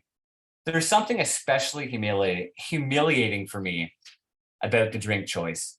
A margarita is a statement drink. It says you're planning on making a night of it, or at least trying. I'm now convinced she was a sociopath. Like, who does that? Well, not you. You ordered top shelf tequila with soda, and after 3 or 4 or 5 or 6, we went back to your place. But no matter what signs you gave, I still waited for you to make the first move. I'd misread the room too many times before. Want another margarita? So at some point later, you tackled me onto your rug and we started making out to New Order's 586. For a long time, I'd recalled that moment all wrong. I'd misremembered the song as Gaz Nevada's Italo disco classic, I See Love Affair, but you corrected me in one of our final text exchanges, since deleted. And now, 735 days in the future of that night, it's another Tuesday. I'm pulling out of Christie Station, heading home, and wishing I had my headphones and a tequila soda, or at least a margarita. And those are the two. Josh, I'm glad I pushed you to read those two tonight, because like oftentimes there are these weird like moments of like serendipity or like synchronicity in Misery Loves Company. And I think it would have been a real shame if you didn't read your obituary poem the same day that Keith read his obituary piece. Now, did you read earlier versions of both of these poems? I think of both, and definitely of Margaritaville, which wasn't even called Margaritaville then, and actually added a whole bunch to BS. Yeah. for Yeah, sure. most of the second half of that poem is new, I think. Yeah. No, man, I was listening to those, and one thing that stuck out at me, I mean, as usual, they're funny and they're very Josh Sherman, but one thing that stuck out at me, especially like in that first poem that I've noticed in your past works, but that only really clicked over now, is like your relationship with like pop culture and celebrity. Like the way you write about like celebrity and pop culture is, I think, rather different than the way a lot of people write about it. A lot of people will write about pop culture simply as a way of like providing background for a moment, or like contextualizing a moment, or saying this was happening while that was happening.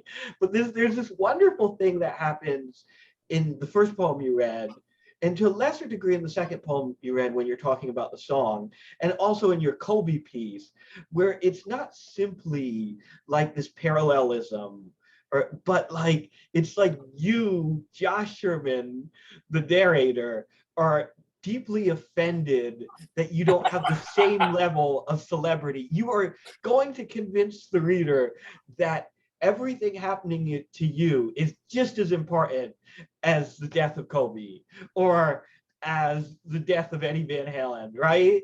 Like, and that's like that conflict with famous people, that conflict with celebrity, that like insistence upon your own celebrity is something that like I've felt deep down in my heart of hearts many times, and I think almost everyone has.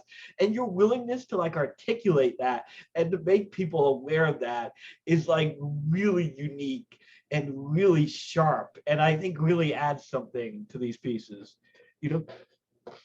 Well, thank you for encouraging my inherent narcissism. Narcissism. That's what Misery Loves Company is for, right? Thanks. So thanks for pushing me to read them. And it was because both were published recently. So that's what I like to do. I don't often want to just reread the same stuff, but if it gets published, then, and I think that it got published partly because earlier versions were here. And then I went back and I did listen. Of course, I listened to my own reading. And then I figured out what could maybe be better. So it actually does really help. So thank you as well for the venue. Yeah, thank you, Josh. It's great. Oh no. Okay. Brandon's up next. Now I've been told this is going to be a rant. Brandon, this is what's going on here. Oh, things you been know. happening in the world that have upset you? I don't Oh, it's understand. possible. It's been a possible. pretty boring, uneventful. How long ago was? Yeah, I mean, 9/11? like I was What did you saying earlier to Rudy and also to a couple coworkers today, you know, it's almost like school shooter season is over. So now we need to bring out the mid-season replacements and the reality TV shows. So it's now riot season. So of course we're gonna get what we got today. Now, I urge you, brother Brandon, before you before you raise your fist, know how you're gonna use it. Oh, absolutely. I actually have a disclaimer to read before this too. So there we go. All right, so the disclaimer is as follows. The views that are to follow are solely those of the reader and do not represent the values of Misery Tourism. These words are an expression of frustration and not intended as any form of incitement. So this is titled 50 Fucks to Give. Fuck this country. Fuck the evangelicals that want to tout the Second Amendment but ignore separation of church and state. Fuck the evangelicals that think that their religion is the only religion. Fuck the evangelicals that think that the way to convert the masses is to force them to adhere to their regressive standards. Fuck the evangelicals that want to see the world held to a standard that they themselves don't measure up to. Fuck the evangelicals who protect the perpetrator and blame the victim. Fuck the pro-lifers that want to see abortions banned, but support the access of high ammunition count magazines that make it easier to take the most lives quickly for people who have no need for such things. Fuck a country that would rather see an infant born and starved for nutrition, attention, or care than see an unwanted pregnancy terminated. Fuck a country that allows a monopolized industry to create a national shortage of baby formula due to a single contamination outbreak. Fuck a country that would rather see an infant born to a family that has no health insurance become a life-altering debt than see universal health care paid for by the state become the norm. Fuck a country that would rather see an infant born to a family that can't afford an unpaid maternity leave, forced to endure the hardship of childcare or forced poverty. Fuck a country that would rather see an infant born into a family that will resent their very existence for ruining all hopes of a financial future. Fuck a country that would rather have a parent medicate their child than take any responsibility for their upbringing. Fuck a country that would rather see its citizens become lifelong patients than to cure the maladies that crush them. Fuck a country that bans liquid nicotine that tastes good but does nothing to stop the tobacco companies that process a natural plant with so many chemicals that it causes cancer, emphysema, and inevitable death. Fuck a country that would rather collect the taxes than see reduced rates of lung cancer. Fuck a country that allows big pharma to indefinitely extend the patents of life-saving medications to set a cash price in the thousands per month rather than make them affordable. Fuck a country that treats healthcare as a business and not a fundamental human right. Fuck a country that thinks patients should be slaves. Fuck a country that thinks paying the disabled less than $900 a month is enough to provide them with a life worth living. Fuck a country that would rather treat the poor as a burden than as a demographic that should be cared for and raised up through compassion. Fuck a country that allows jobs to disappear as corporations stifle small business while reducing their own workforce. Fuck a country that blames the homeless and the unemployed. Fuck a country that funds a draconian prison system for non-violent crimes, but lets some dipshit who opens fire on protesters walk free. Fuck a country that understaffs prisons and jeopardizes both the guards and the inmates in the process. Fuck a country that would rather treat a crime statistic than a mental health crisis. Fuck a country that would rather burn the oil and coal and set the skies ablaze than pursue a greener option that might extend the expected lifespan of humanity by a century or two. Fuck a country where those who are supposed to be standing up for the downtrodden are just wearing softer soled boots. Fuck a country that can't be bothered to actually try to make a difference. Fuck a country that doesn't really want to do better. Fuck a country that is a slave to its own industry. Fuck a country beholden only to the almighty dollar. Fuck a country that lets the world burn instead of trying to correct a course of self-destruction. Fuck a country that only cares about itself. Fuck a country that can't learn from its past mistakes. Fuck a country that protects billionaires that could end world hunger in an instant from reasonable taxation that could clear all personal debt in the nation hundreds of times over. Fuck a country that calls a celebrity a humanitarian for a small donation and a trip to a foreign resort because they took a picture with children who have never seen an electric light bulb. Fuck a country that lacks the accountability to protect and serve its people. Fuck a country that thinks it can dictate the right way to govern to other nations and can't govern itself. Fuck the conservatives who think life is a dick measuring contest and oppression is a penis pump. Fuck the feckless liberals who are nothing more than moderates that can't be bothered to get angry enough to take a stand and defend the rights of all the nation's people. Fuck the weak-minded bleeding hearts that think thoughts and prayers make any kind of difference and that pithy posters will make anyone give a shit. Fuck the jingoistic rhetoric. Fuck the empty platitudes. Fuck the campaign promises. Fuck the rich. Fuck the corporations. Fuck the servitude. Fuck this country. fuck it. Was that cathartic? Yeah, I bet that was cathartic. That felt good. Yeah. Fuck yeah. I mean, obviously, this is a political piece, right? Obviously, this is a rant. Obviously, this is about expressing your frustration, with what is a frankly pretty fucked up system on a lot of levels. But I do like some of your looking at it as literature, which is like what I try to do here. I do like some of your turns of phrase here. The soft-heeled boots line in particular, I think, was good, was effective.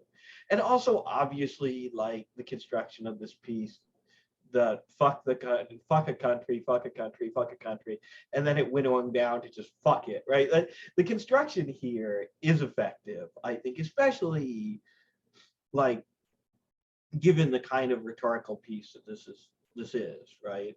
But no, it's got. Do you feel better now? Do you feel even incrementally? I do, yeah. Yeah, No, it's a nice little release. yeah, right. Yeah, the one line there that William mentioned, the softer soled shoes. I'm thinking of the who is it says we've got a kinder, gentler machine gun hand. You know, we've got a million points of light for the homeless Absolutely, man. Neil Neil Young. Young. Neil Young, yeah, exactly. I mean that's such a Rocking good in the line. free world. Keep on rocking in the free world. And, you know, on a more serious note, there's a famous civil rights leader who said, and I'm not sure who it was. I guess people can Google it or whatever if they want. But he said, "We will never be slaves, but we will be conquerors." And this piece radiated that energy to me. Thanks. Yeah, thank you, man. Thank you.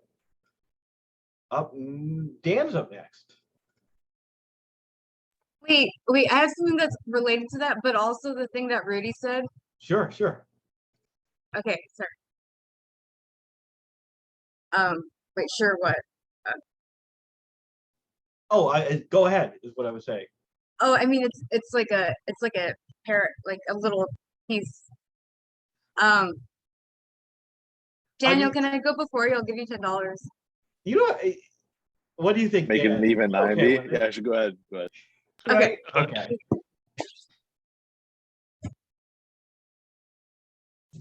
Okay. So,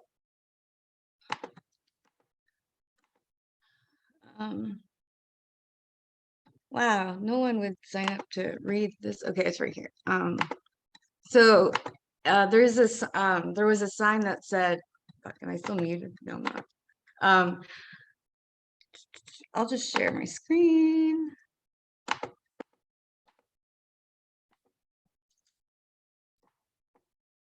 So it said, everyone who supported slavery was free. Everyone who supports abortion was born. That's how oppression works. They're not really people. We've heard that before. info@smileyourmomchoselife.org. This was published by Heavy Athletics, but then it was like, it disappeared or something. I don't know. Anyway, because yeah, one totally entails the other. I can see that, except some of us who support the pro-choice movement want to give our unborn child all the things we never had as a kid, too. Above all, the priceless opportunity never to have been in the first place, to suffer just once, a little, in the very beginning, while sense perception is liminal and the intellect Ibsidarian, with no experiencing structure and hence no memory or capacity for trauma, saving them from the cruel spectacle of a bloody birth followed by a crash course in social taboo, a hasty introduction into this mediocre and unremarkable sideshow of a life that can be said to be the only consensual reality, a farce acted by a petrified and involuntary walk-on who mimes the others, makes nice and plays dumb, plays the game, the zero-sum game, cheats and bullshits until it becomes second nature, which means no conscience, no metanoia. If he doesn't critically delude himself, he'll destroy himself by displacing his depression and obsession in religion, romance, or drugs, careerism, exhibitionism, mystic quietism, bureaucrats, or horrors, all supplements of people's unhappy consciousness, all the same at heart. Finally succumbing to psychosis or the nightmare of the real, there is there is no alternative after a point. Maybe his wife dies, or he retires, or he has a humbling experience. The idol is smashed, the trophy is recognized as a petty trinket, and the old but not wise man takes a long, hard look back and sees it was all for naught, that no matter what, you can't take it with you. So he sits in the garage with the windows rolled down, the car stuck in idle, and a hose leading from the tailpipe to his mouth taped shut. Or he falls back on folk wisdom and the dubious success of his peers and keeps on keeping on into his mid-80s, into a state of perpetual bewilderment, wandering into dementia and out of dignity in a strange place with a bib around his neck and a funny look on his face. What difference does it make? Eventually, inevitably, he bows out, as if it all happened in a dream, into the oblivion that imagination admits but cannot conceive, having learned shit all but the Buddha's first noble truth: life is suffering. Really, we're, prospective parents, women who get fucked, doing the only right thing. This is our synderesis, our sovereign and ethical prerogative as an individual or a couple, and any half-wit can see that by a coat hanger or forceps or hook, by hook or crook, just frighten the fucker out of there. All three of you will regret it if you don't until your dying day. I would like to dedicate that to that abortion I had once. Okay, that's all. Eris, oh my God. That that's fucking tremendous. It's so good because it's like in that, it's brief, right? But in that brief, like, single paragraph, you really capture like all of the conceivable horrors of life, right? Like from the, like, oh my God. That's so flattering, thank you. The bloody birth, right? Like from the trauma of birth to like the various like horrors and indignity of life, to like the possibility of suicide, or maybe something worse than suicide, which is kind of like hollowing out and being consumed by like banality or ideology, or oh my gosh, it's so good. And it's just like it's like being hit by a fucking train is what it is, right? Because it comes in so fast and annihilates you, and you're dead before you realize it. It's fun. It's really fucking good. It's really fucking good. Yeah, that made me so happy. Thank you. I thought you would get it. Yeah. Oh, thank you, Eris. Okay, now Dan.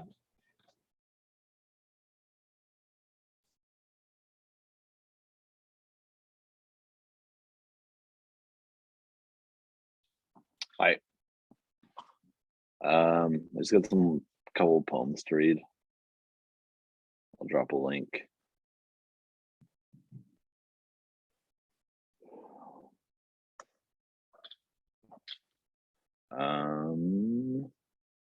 Okay. This one's called 9 milligrams. With what ruler will we measure life? I've known many who for every second spent out of bed, victory bells ring. How can we deserve our privileged sadness, the daily mold growing at the corners of our lives, our rotten beliefs, our putrid personas, unmask melancholy, see it for what it is, the space where expectation meets reality, the space where pills are swallowed. And this one's called In That Space.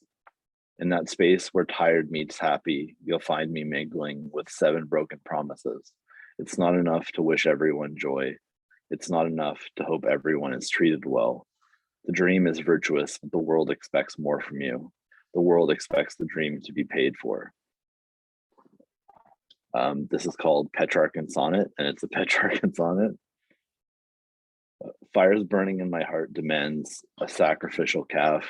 If I could sing your name at night before I went to bed, I'd pick a dozen roses before you laid down your head. Your hair so dark, your eyes so sharp, they'll cut my heart in half. Darling, keep your clothes on. Don't take them off on my behalf. We'll stare into each other's eyes till one of us is dead. Press your full lips against my eyes until I'm seeing red. Dissect my words for meaning. Search every paragraph. It's unfair feeling ghosts of you breathing down my neck. The hardest part is waking without your hand on my arm. Your fingers were electric, static raising the small hairs. Who can buy love like that? Who would write the check? I can't tell what's harder for me to bear, your body or your charm. Close the blinds. Tonight calls for dark red wine, sex, and prayers. This one's called Black. Privilege is a closet full of clothes and all of them black. Try to only go out at night with the raccoons and owls. Fabric, a blend of industry and nature. Black is the color of wood that has had all the fire sucked out of it. Black is the color of a banana you forgot to eat. As a child, I traded all my crayons for the black ones. I drew the ugliest pictures, my teacher said. The counselor agreed, but I didn't think they were so bad. Black is the color of unperverted consciousness. Black is the color of unbirth. Black is the color of pure awareness. This one's called North Korea New Session. It's very old. April used to mark the rain. Now it's North Korea new season. Troop buildups, carrier groups moving, and Cataclysm is always a commercial breakaway. I haven't been a child since 6 a.m. that morning when I saw men fall from skyscrapers, fireballs in elementary school wide in the sky. Back when I thought there was a difference between people on TV and the love everlasting, or love felt everlasting and pure. There's a feeling in my stomach you can't call constipation. Soon, it's all coming to an end. And this last one's called Anhedonia. Lucidity beyond measure is the prison lacking pleasure. Her name is Anhedonia, and she's been with me for years. Her eyes are gray, her skin is gray, too. Her hair is gray, her tongue is gray, her love is gray. She wishes for my death to her friends. Secret phone calls when I'm asleep. She stares at my body, breathing, holding a knife above my throat. Countless times she's gone, returning the next. They call it insight when you know your troubles. Medically far gone, beyond repair, this mind of mine. I've held lighters beneath my arm, waiting for the skin to crack, but the pain never comes. Used to want immortality. Now an afternoon is too much life. I want to blink away a lifetime of sunrises. That's it. You know, Anhedonia would be a great Vampire Weekend song title, right next to Diane Young. But Dan, as usual, you have a real knack, not only obviously for writing really powerful poems, but for going into your archives and selecting a set of poems that like fits perfectly together. I really like the tonal coherence of this set.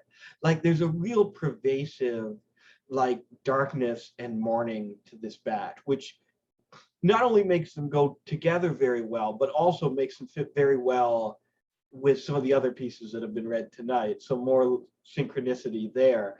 But oh my God, the black. Can I tell you my trick? Huh? Can I tell you my trick? Yeah, what is your trick? I have Scrivener, Uh-huh. and when I write a poem, it goes into the poetry folder. Mhm. And then in the poetry folder, there's just different like vibe subfolders or like tonal or tone subfolders, and I kind of like Oh. move them around there. So it's like easier for me to pick out a batch. Oh, that's awesome. Scrivener is good. That is legitimately really cool. So it's almost like, you know, back in the day, you would go through a book and stick sticky notes of different colors in there or something. But that's awesome. That is a great way to be able. And you're pretty prolific, which is something that I'm really not. I like agonizing slow writer. I make one piece and then I sit on it but like when you're prolific like you are, that must be like a really fantastic tool to have at your disposal to be able to just sort and yeah. No, thank you, Dan. It was fucking awesome. Sorry. Yeah, Can we- Drives me. Can we talk about Petrarchan sonnet? Did I say that correctly? Yeah. Yeah. Like that was so beautiful. That made me cry. Like, can I ask like what inspired it? No is an acceptable answer. So okay.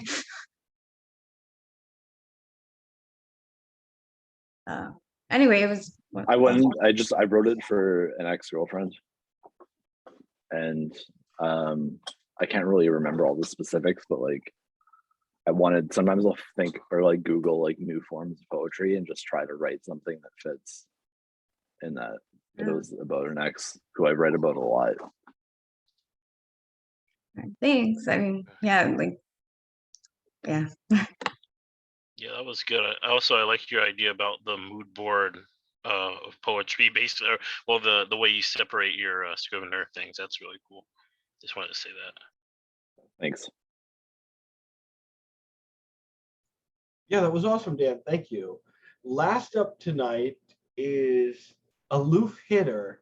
I'm not one, I think I have a guess who it might be, but I'm not 100% sure. Aloof, are you still there? Yeah, I changed my laptop.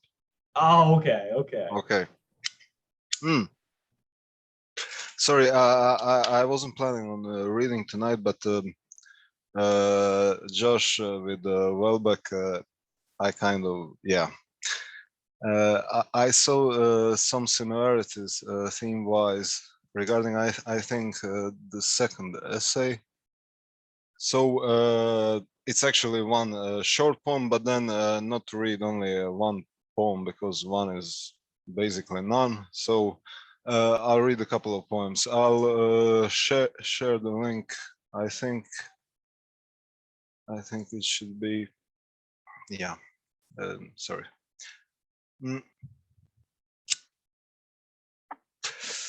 This all happened very, very fast in my mind. Okay, so let's go. The first one is called As on the Promenade. A long lost friend coming to you with a beer. That specific breeze, same temperature and velocity. I spermed through my jeans and the sea was carousing. And the sun didn't die. Routine is the essence of life. Surprises here and then. Eternity belongs to one of them. So that's actually the one that that I kind of connected with that essay. The second one is Am I Going to Die? Playing games, num num. Playing games, dum dum. Playing sames, come come. Playing games, scum scum. Game over, tada. So I'll be just quickly sharing links. So two more, okay. This will be the first one and this will be the second one.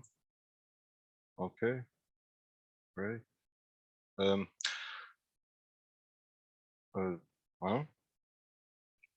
sorry. What's something is wrong with the first one? Huh? I'll have to read it from my other laptop. I don't know if you see it or not, but Yeah, anyway. it's not loading for me either. I'm wondering if they're having an issue with their website or something. Yeah, but I think I opened it on my laptop. Yeah, and everything is fine. I don't know why. But okay, perhaps you won't get it or something. But let's see. Okay, I just so refreshed it and it loaded this time. So if anyone's having trouble, okay, I'll refresh try it. here. Yeah. Oh, thank you. I tried the Wayback Machine. I was like, Oh yeah, refreshing helps. Okay. So before the pain, nothing. My mouth is sour. It stings, it bites, it burns. Discovers new lands to hurt.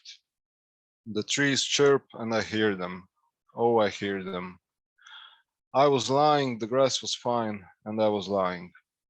Here in the land of mosquitoes, my body receives a meaning. My hands turn into action, brave and bold. My palms turned brawny and were granted a sword. Yet I lie. Wet crotches pass by and dry into the night. Thank you for being a friend I love, a foe I hate. For I like to change positions when I'm lying. So stem, a straight line to infinity, without reason, without effect, but a bud, a grievous leaf, a gift of gold, hands of salvation, the mosquito seeks. And the last one is called the system of considerations. Insects, perfected in that specific environment, in thousands of nights and darks.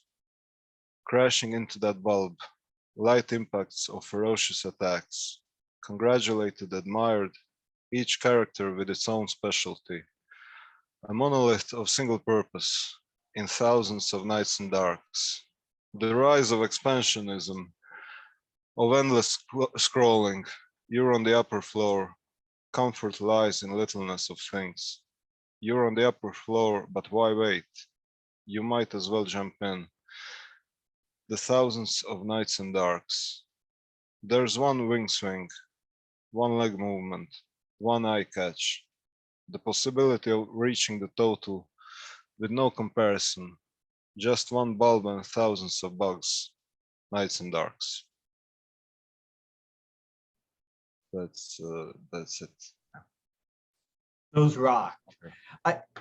Like I said with Dan, since you excuse me, I'm stuck on my words here, but for a set of poems that you kind of grabbed together at the last minute here, these fit together really well, and they like fit thematically really well with like kind of the flow of the night. Like you have 4 very different poems here, but all of them are like about life's brevity, right? And so much of tonight's pieces have been on like reflecting on nostalgically or otherwise on things lost, and like the incredible brevity of life and the capturing of these tiny little moments. And the system of considerations one though is fucking fantastic, because you have in this one little piece like both like life's incredible brevity, but also like its seeming endlessness, right? Because you have like the insect like being drawn to the light bulb and killed, right? But you also have the thousands of nights and darks, and that like the contrast between that is something that's always been really fascinating to me. I don't often like talk about my own pieces, but this like really, that poem really reminded me of a piece that I wrote a while ago that was inspired by the image of the falling man, the 9/11, the iconic 9/11 image. And the piece was really trying to get at that sense of like being in free fall and feeling like your life is really just a brief second, right? But also that sense of like when you're in your life and when you're like helplessly falling through life, it feels like it just takes fucking ever. And you have both of that in not only in this piece, but also in the other pieces. In Am I Going to Die, right? and the promenade piece. I don't know. They go tremendously well together, and you have so many different tones here exploring like the same concepts. It's really good stuff. Really good stuff, Gecko, as usual. Thanks, William. It's the first one. Yeah, it was connected to the Welbeck piece, and I wanted to read the other two because the bulb. I really liked Rudy's image of the sniper and the bullets, and I don't remember exactly. Right. But, yeah. Oh yeah, so- the insects are back again. Yeah. Yeah, so Yeah. the bulb, the insects, and so it was interesting. No, this was a perfect set of poems to end on, I think, because it kind of pulls all of the different themes from tonight together. So I think we will I really like the endless night that's basically portrayed in that last one. That was really fucking powerful to see the ending line there. This is, yeah, damn. And like you said, like the images of like, well, like the portrayal of darkness is like being like overwhelming, basically, or overwhelming and enveloping, but at the same time, like, I don't know, just the way you said it was good, man. I don't know. It's good shit. Thanks, guys. Did I see that Grapes wanted to read in the chat? I thought. it's possible if she said so, I missed it, but I don't always have She my- said she had a poem, yeah. Okay, great. I have to run to it. I thought someone else was gonna read for some reason. Yeah, it's. I was gonna say I can stall for a second here if we need some time. I need a minute. Sure. That's yeah. fine. That's fine. Cool. I have. Oh, sorry. No, I just wanted to say the abortion I had was from a threesome I had with two different trans girls. So I never had like a who's the daddy question. It was like the who's the mom question. Yeah. That's a. And that's also, a I'm still problem friends with to her on have. Twitter, unlike someone who blurbs my book. Uh, Okay, great. Well, Testimonial things.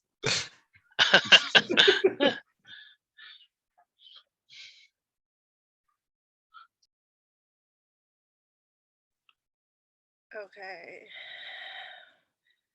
My stuff is kind of inappropriate tonight. Do we have guidelines as to what we cannot read? we definitely don't have guidelines. You've got a pretty good. I mean, you've been here a few times. You've seen what Book other a guideline. There really aren't. No need for content warnings on Misery Loves Company. All right, I'm gonna start with something light. It's things I want for my sugar brother. And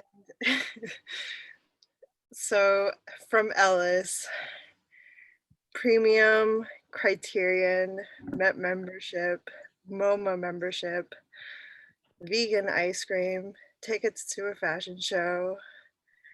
From Dudek, 40 years my senior, rides to karaoke night. I should mention also that Dudek is someone with 4-foot-long white dreads to add to the imagery, but that'll go in an edit for that piece. That's one that's like a series of lists, and then I have this other list here.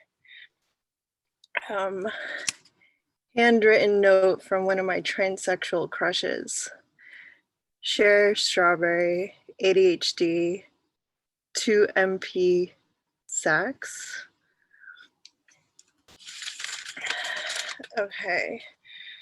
To do 1 clean room, 6 clean attic, 2 sew, 7 guitar, 3 French, 8 study, 4 resume / apply to jobs, 9 workout, 5 write / press, 10 read newspaper / books / papers, 11 art, 12 press, 13 paint, draw, 14 Depop. Okay, and then I have one more, which is 2 more, which are getting into the inappropriate space. Okay. This one's titled Autofiction Entry Number 0376. I had a 60-year-old boyfriend who wore creepers. I took a naughty picture with him once. My tits were out and his cock too. It was a memorable morning. I had just taken a pill to abort. And then I have one last one. Let me see. This is like the plateau of naughty for me tonight. Okay, so it's called This Fucking Penis Stick Would Be Erect the Entire Time, semicolon, I'm excited, period.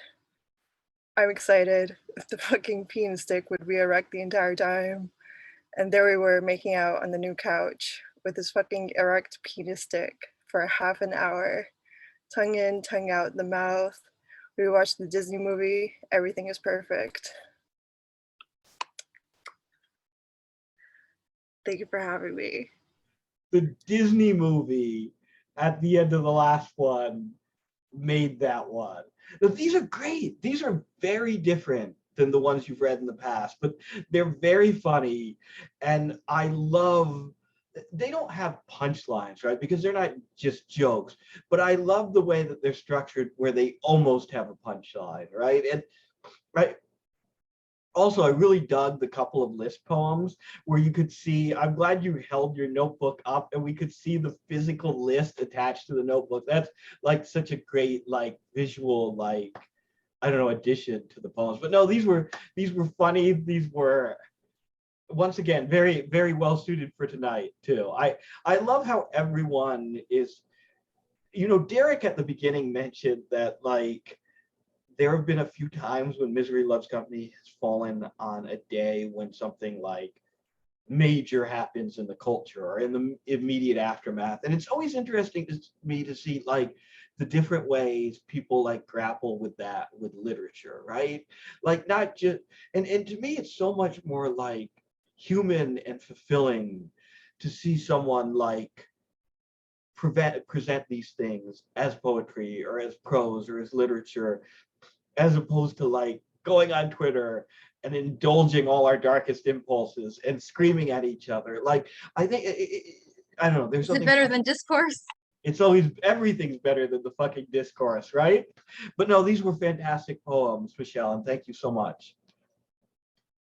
Michelle, I know I give you shit all the time, but you're so fucking talented. Like, I love hearing you every week. Thank you. The Disney fucking penis one was good because there's actually a penis in one of the fucking movies. Oh, Fuck. yeah. Isn't it good. Ariel, right? Ariel. Yeah, it's fucking Yeah. Little No, Mermaid. Yeah. what it was, wasn't it hidden on the It was hidden in the box of background. I yeah, think. hidden in the back. A Yeah. castle. Yeah, the castle. The castle is made of Yep. penises. Yep. Just I got my Disney movies confused with my Sylvia Plath, I guess. Sorry.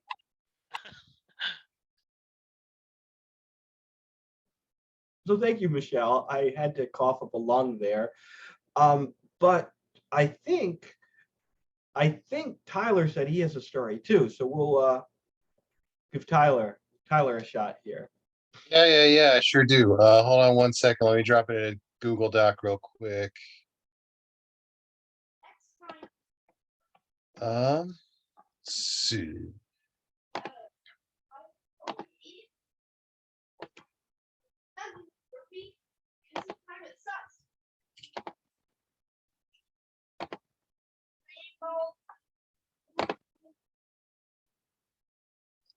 Okay, can everyone read that? Looks like you need to give us access. I think. Oh, right. I always forget to do that.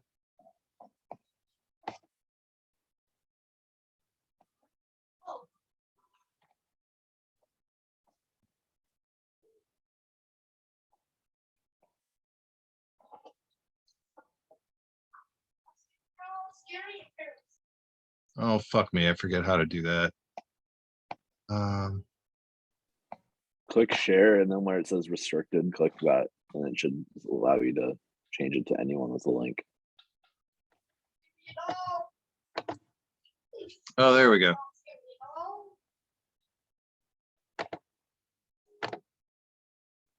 Okay, got it. All right. Well, I've just been real busy lately with life shit. This is the first story I've managed to write in a while, and it so happened to fit very well thematically tonight. So wasn't going to share it tonight, but I was inspired to. Okay.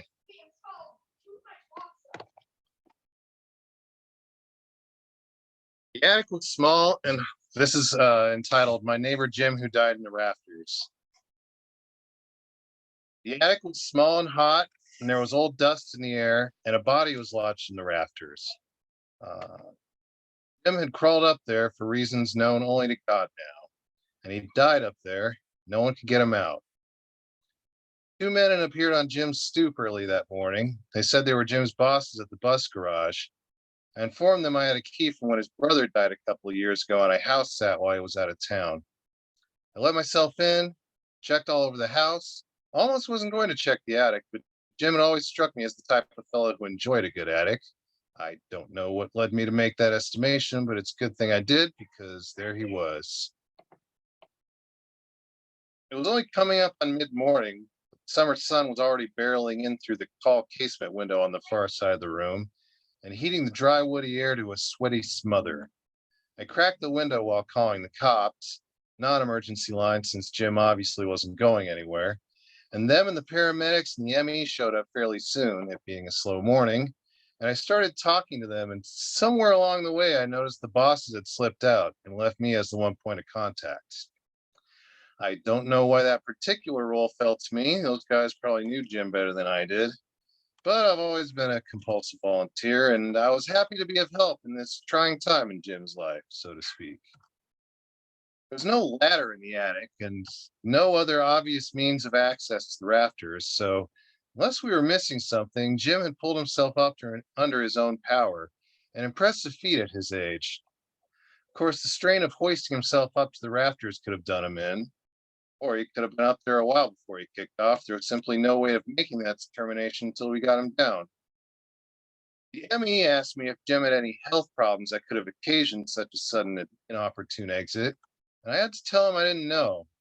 He was a private man, and we didn't really have the kind of relationship where we jawed about our health. He said hello from the porch while I passed his house on my walk. Sometimes he came to the fence to chat a bit. It was actually a big surprise when he asked me to house sit, and for a while afterwards, I took to bringing a six-pack over every now and then, operating under the theory he needed someone to talk to. I took the beer gladly enough, but never did open up much. I was able to tell the ME, however, that he didn't have any family they might call. His only living relative was a son he'd had in his teens and never seen much. I remembered the son's name, and I did a quick search on my phone, but it didn't come up with anything. Son probably hadn't taken Jim's last name, I realized. Either that or he was dead too. All sorts of people are dead these days.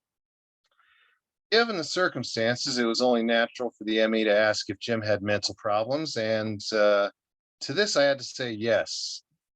Nothing on the level of climbing up into the rafters, but he'd done a few things in recent months that didn't lay quite level with me. Take his garden, for instance. Jim had a garden patch with a couple of wire lattices that he used to grow a couple of tomato plants and a couple of banana peppers, occasionally a cucumber vine. I'd see him go out and pick something and just slice it up and put it on a roll with some mayo, and that was good enough dinner for an old bachelor. Only this year he hadn't done that. I'd watched all that stuff grow, ripen, change color, get big, get nasty, eventually fall off and spawn clouds of little dotty flies on the ground. And I asked him why he wasn't eating any of this stuff, and he said it didn't look right. Didn't care for the shape it was growing in. Didn't smell right either. He thought there might be some soil contamination, and he was afraid to touch or even approach it. Warned me away too. Seemed to think I was just itching to eat those rank vegetables turning to goo on the lawn. Don't try and eat those while I'm not looking, he said. Said it might turn me into something scary. Turn me into something? Did I hear that right? Like a werewolf? Or I asked him what it could turn me into, and he scoffed cryptically and said, take your pick. Now, a botanist I am not, but I'm fairly sure that doesn't happen. The ME, by his own admission, wasn't the most handy person in the universe, and he had no idea from what angle he might approach this task. Jim's body was in a most unusual position, perched between the brace and the crossbeam, with his right foot stuck in between the roof and the beam, his left leg hanging down in a space between the beams, pointing towards the floor at an almost 90-degree angle. Jim's torso was squished between the roof and the rafter, and his belly swelled to fill the angle like overproof bread dough. He did have quite the belly on him, but it still seemed incredible that his body filled enough space that he was stuck. There was a beam stuck right between one of Jim's love handles and his ribs, and I thought, that looks painful, before I thought better of it.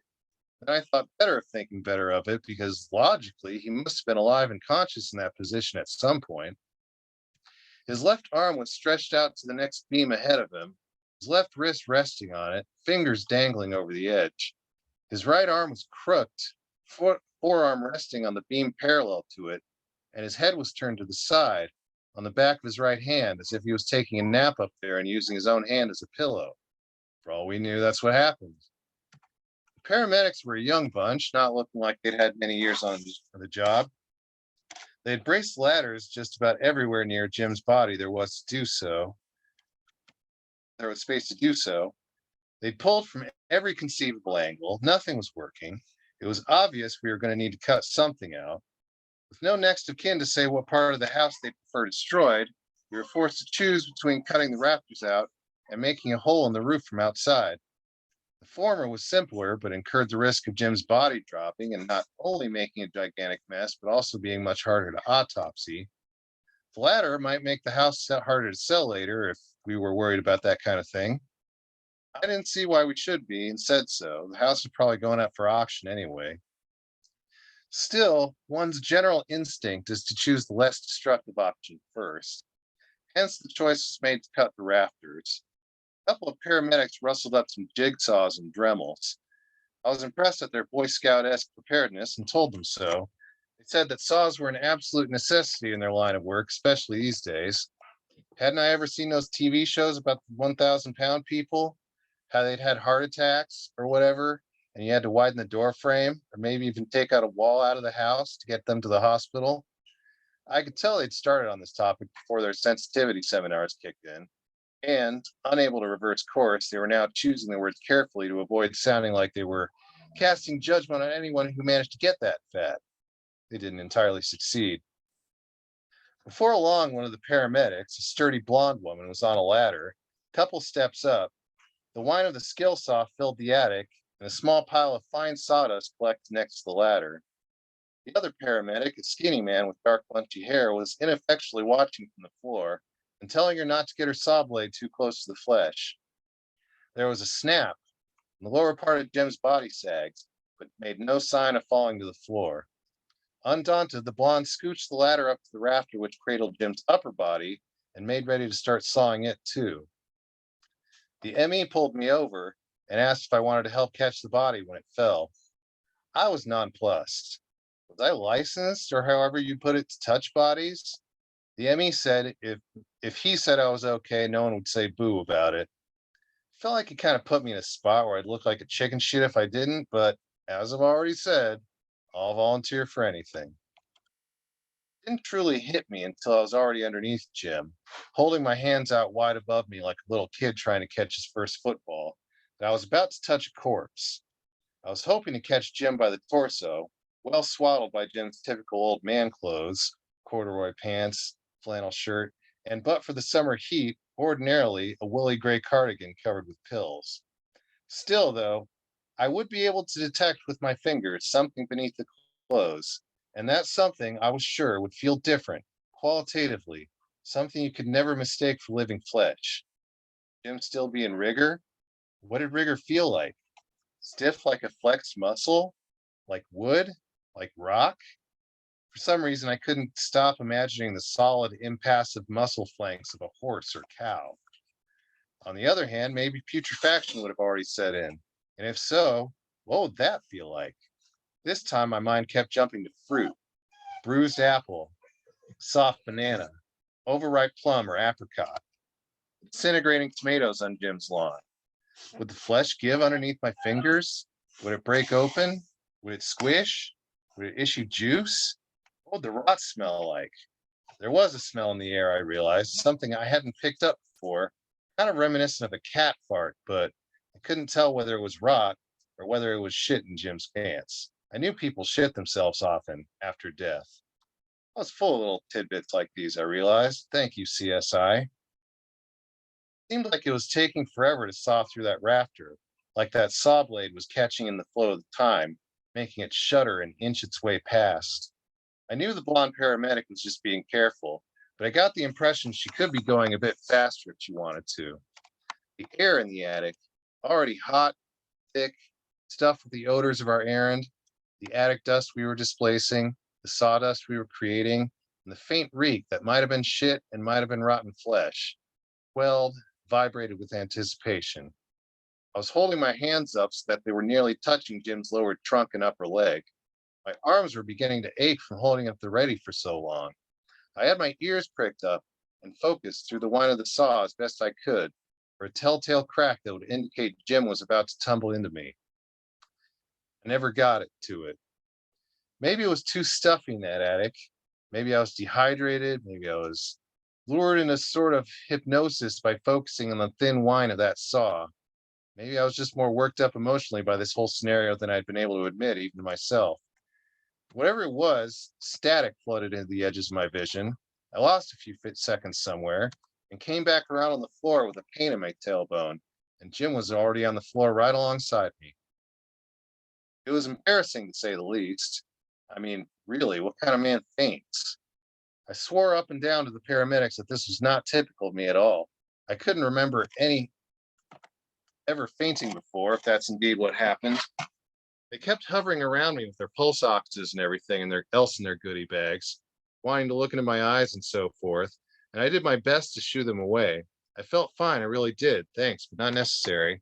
They finally broke off after the ME told him I was going to be okay. He shot me an arched brow look, which I couldn't interpret and didn't appreciate. And there was Jim. I tried to look at him casually because I was already embarrassed by my lack of chill in front of the corpse handlers. But I found myself looking a good long while, or what felt like one. I'd expected Jim to look way different than he did. His eyes were closed and he could have been sleeping. Such a trite thing to say about the dead, but really did. That mottled blue of his skin made him look cold, which he literally was, of course, but you know what I mean. Like it was winter. He'd spent a horrible night locked outside, underdressed in a biting wind chill. And despite the stifling heat in the attic, I felt a sympathetic wave of cold wash over me. His wrist had slipped out from under his cheekbone, and there was a big scarlet stripe where his face was rested against his hand. Another CSI tidbit told me that blood had probably pooled there. Jim's lips were pulled down in a kind of annoyed scowl, like he was having a perfectly good nap up there till we barged in. That would be me one day, I realized. One day I would be cold and blue, and strangers would be settling my affairs for me and picking me up and taking me someplace I would never ever leave again, and that'd be it. That'd be all I got. If I wasn't done, wasn't satisfied, my life still didn't look like how I wanted it to, well, that's too bad, Sonny, but if I gave you an extension, we'd have to give one to everybody. It wouldn't be fair to those folks who had their shit together. This is how Jim wanted for himself, what Jim wanted for himself, growing old alone and friendless in this bare old box of a house while his mind slowly turned to yogurt. Dying burrowed up in his attic like an animal, with only his vortex neighbor to carry out whatever his final wishes might be. The finality of things hit me like a vortex opening up underneath. You always think there's plenty of time left.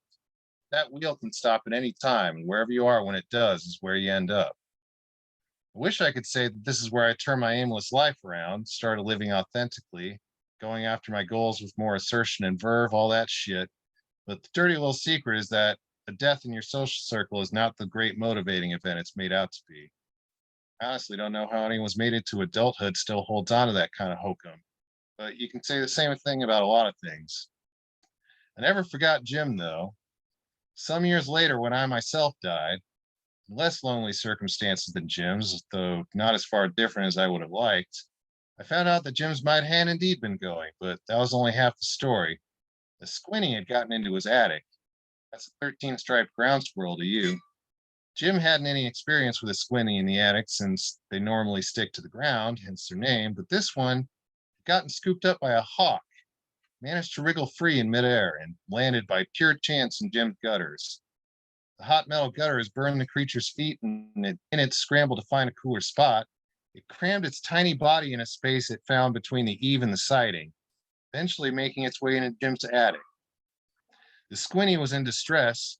It was making very loud, very unnatural cries. Jim found it up there, not quite certain of what he was seeing, decided he had to have the animal in his hands in front of him just to make sure his mind wasn't playing tricks on him.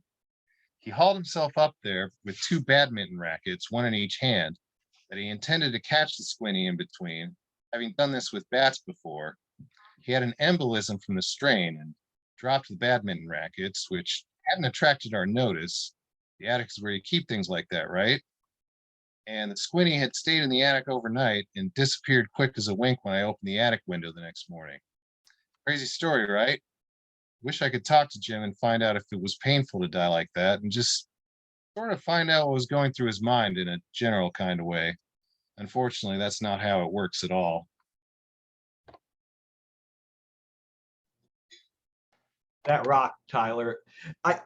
First of all, I love the narrator's voice in the story. It's so completely realized, and it works so perfectly.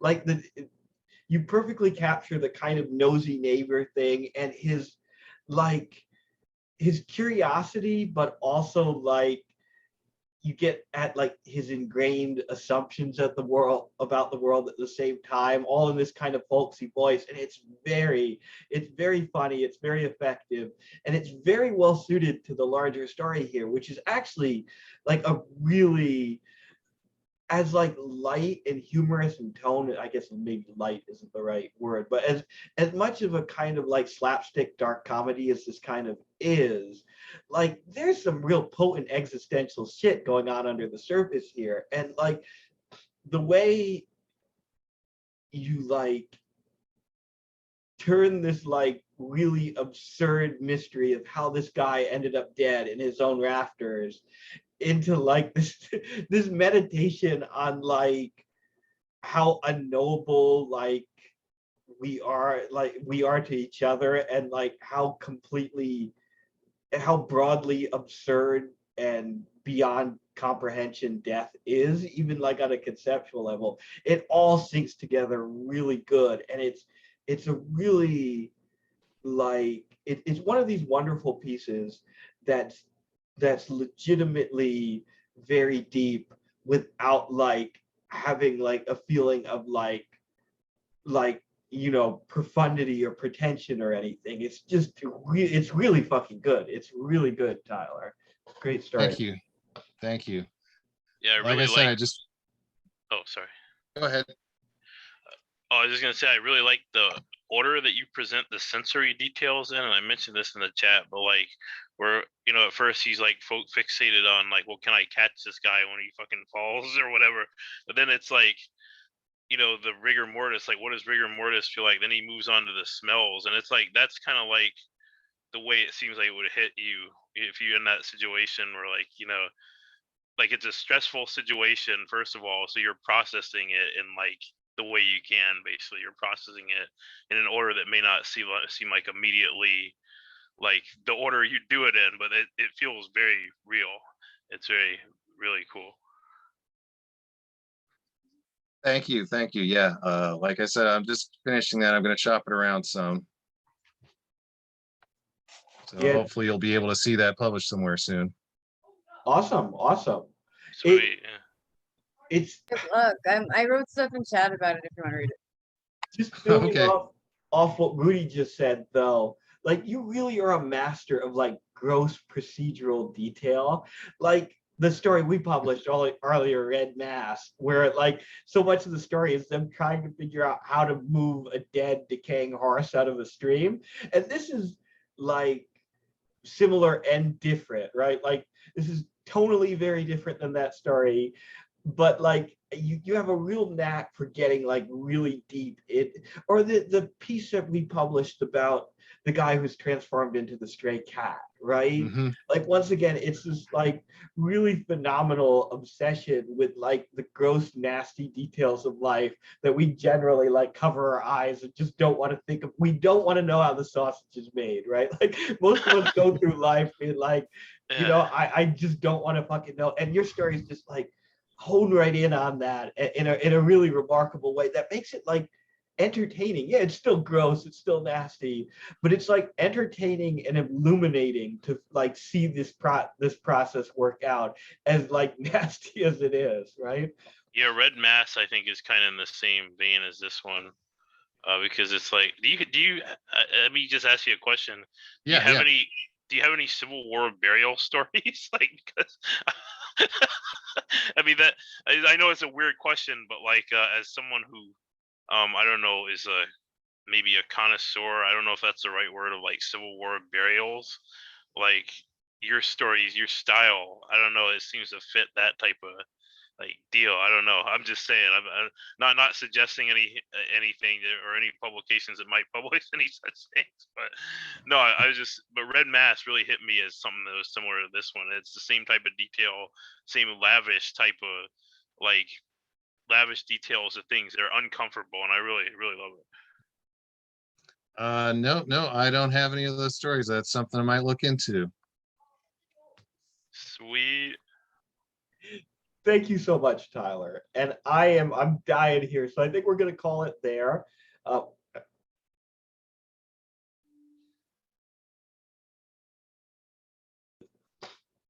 think we're going to call it there. Once again, thank you to everyone who read tonight. Thank you to everyone who attended. And as I said at the top, this is Misery Loves Company. We do this every fucking Friday night, 8 p.m. Eastern Time, 5 p.m. Pacific.